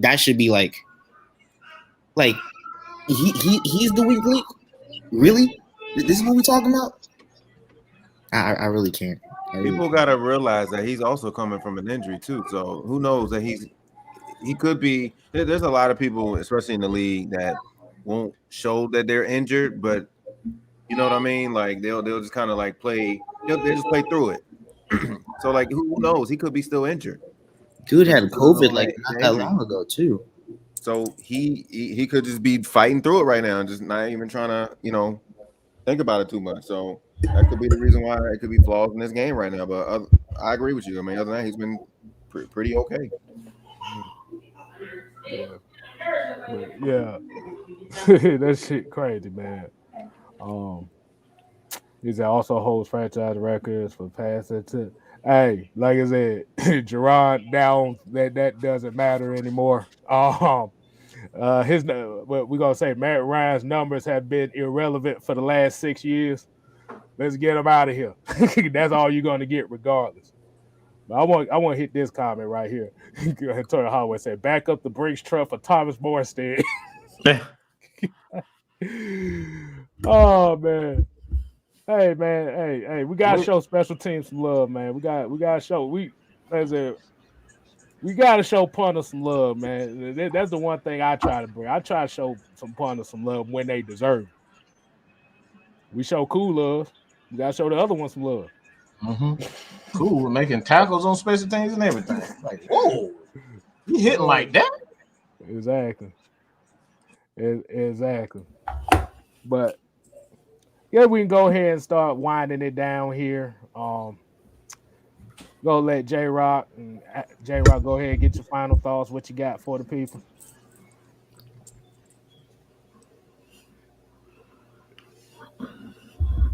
J-Rock. I'm sorry. I'm reading the chat. Oh, you good. Are we closing out? Yeah, we're going to close it out.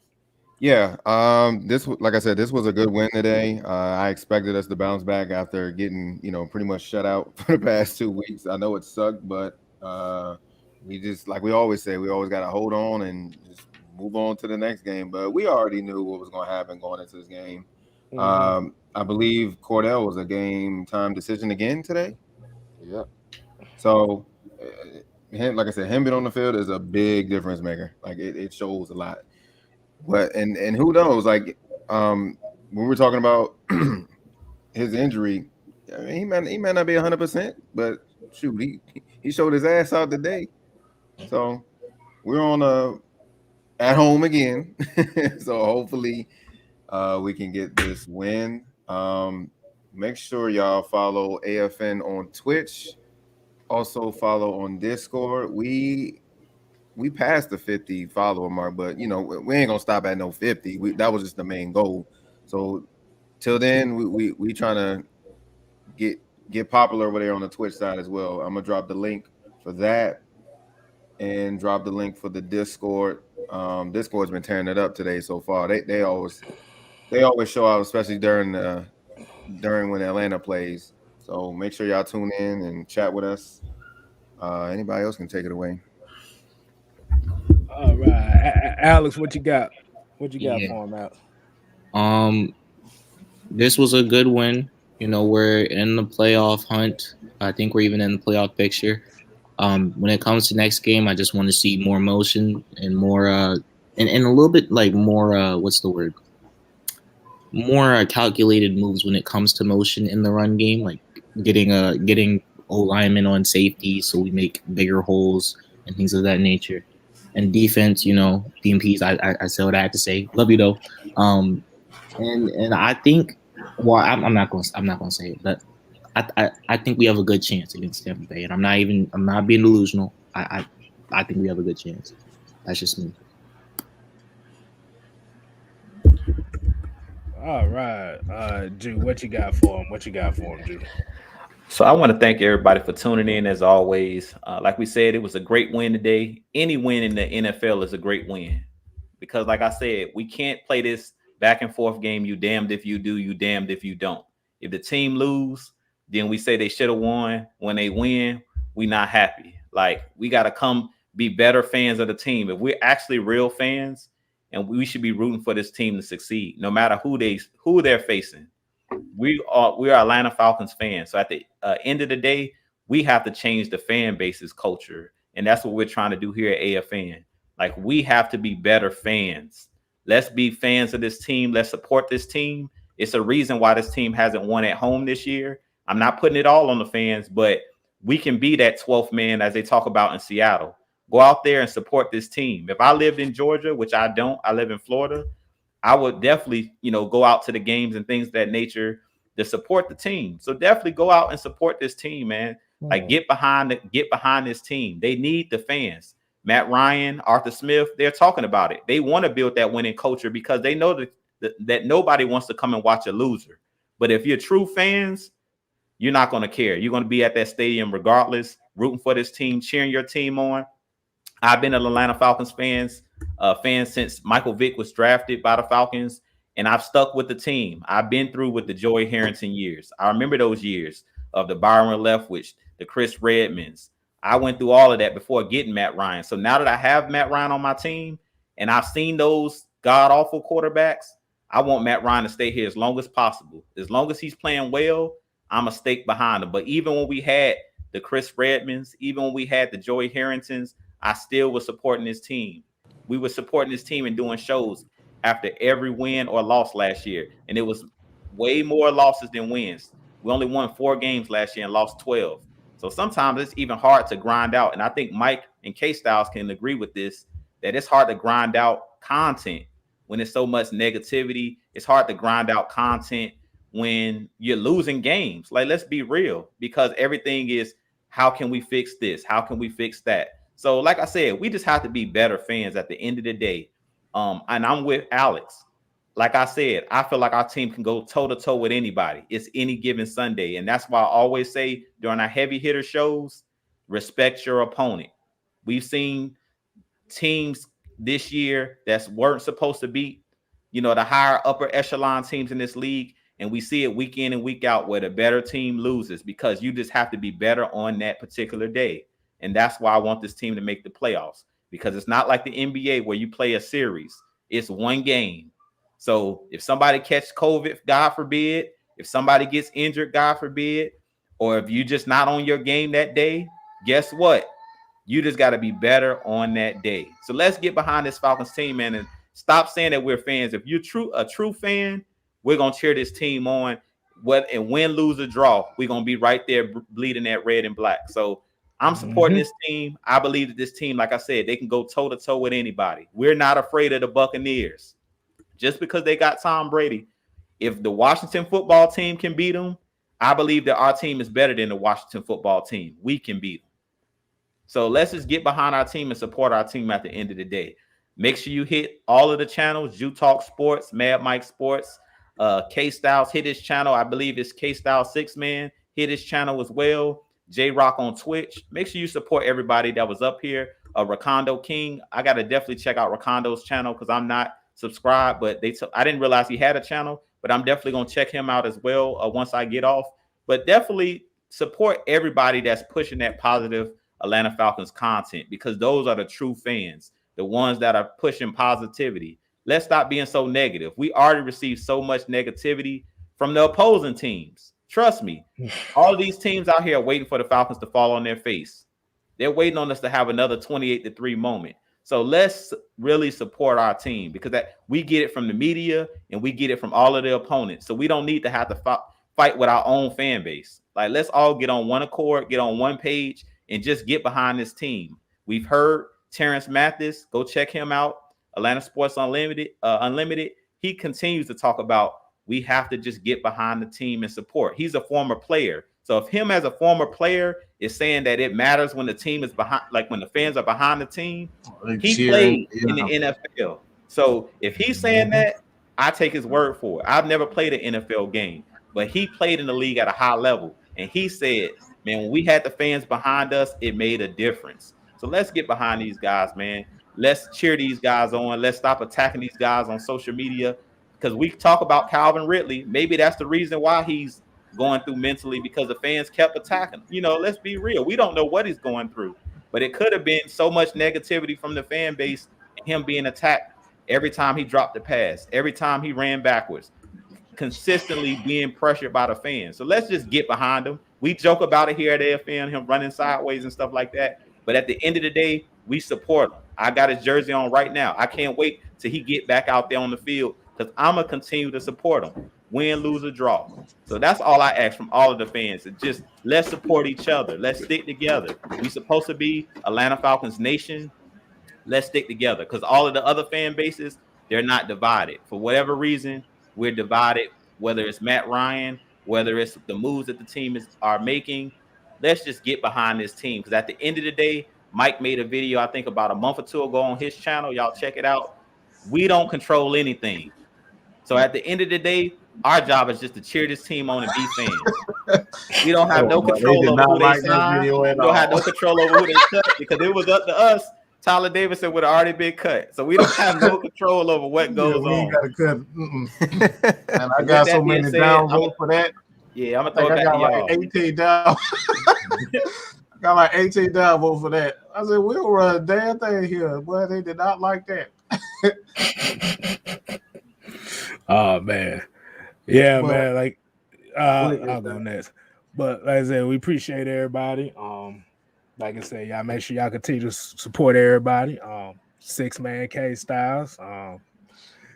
Yeah, help a brother out, man. Y'all gonna make me come up here with a with a cup and a can talking about help me please.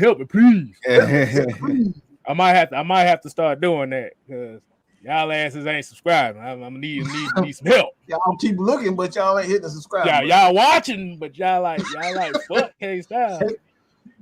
But for real though, like I said, just gotta getting back on what Jew was talking about. Like I said, at the end of the day, rather it just be okay. We tired. We've seen enough of the losing. And we talk about we need to move on. The only issue that we have about people talking about moving on is nobody has a game plan on what the team should do as far as moving on. And you're thinking that just one player is going to make the big turn, make the biggest difference. You got to have a game plan when it comes to that. And that's the only thing we ask when it comes to that. But it always seems like a lot of people don't have that game plan. But like I said, we got Tampa Bay coming up. This is the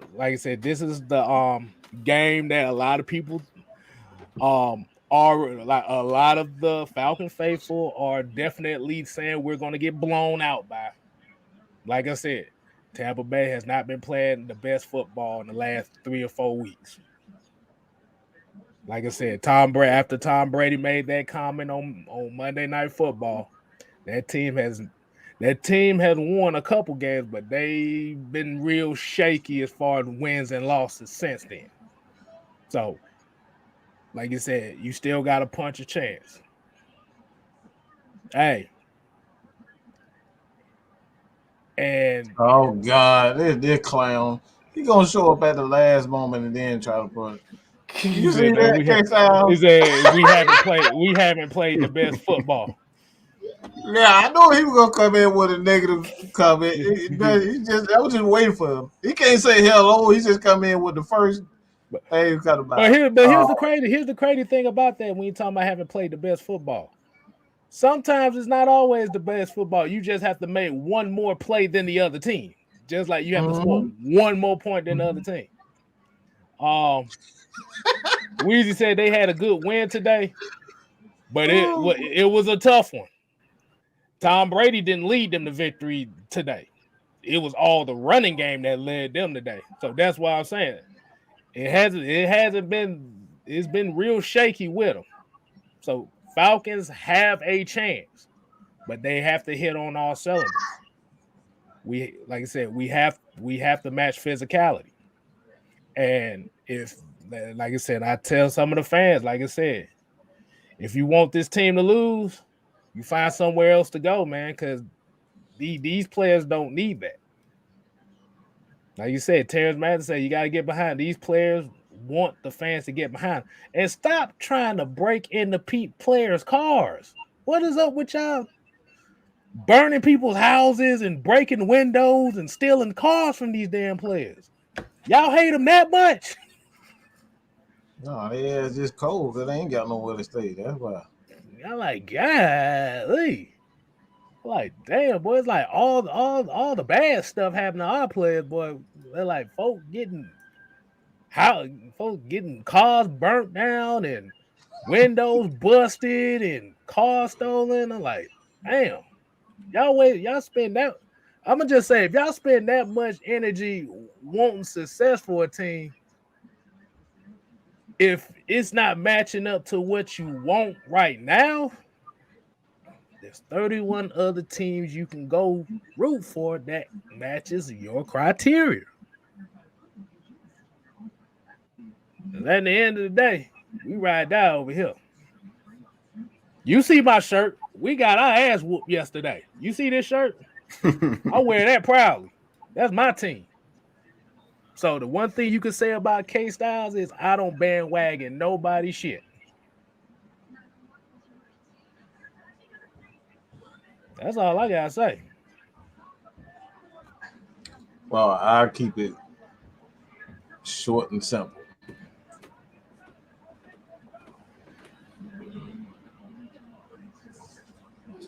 Bye, bitches. We got that dub. Bye, bitches. That's it. That's all I had to say. I love the anticipation of that. It was a straight silence. It was like that. It ain't like WB.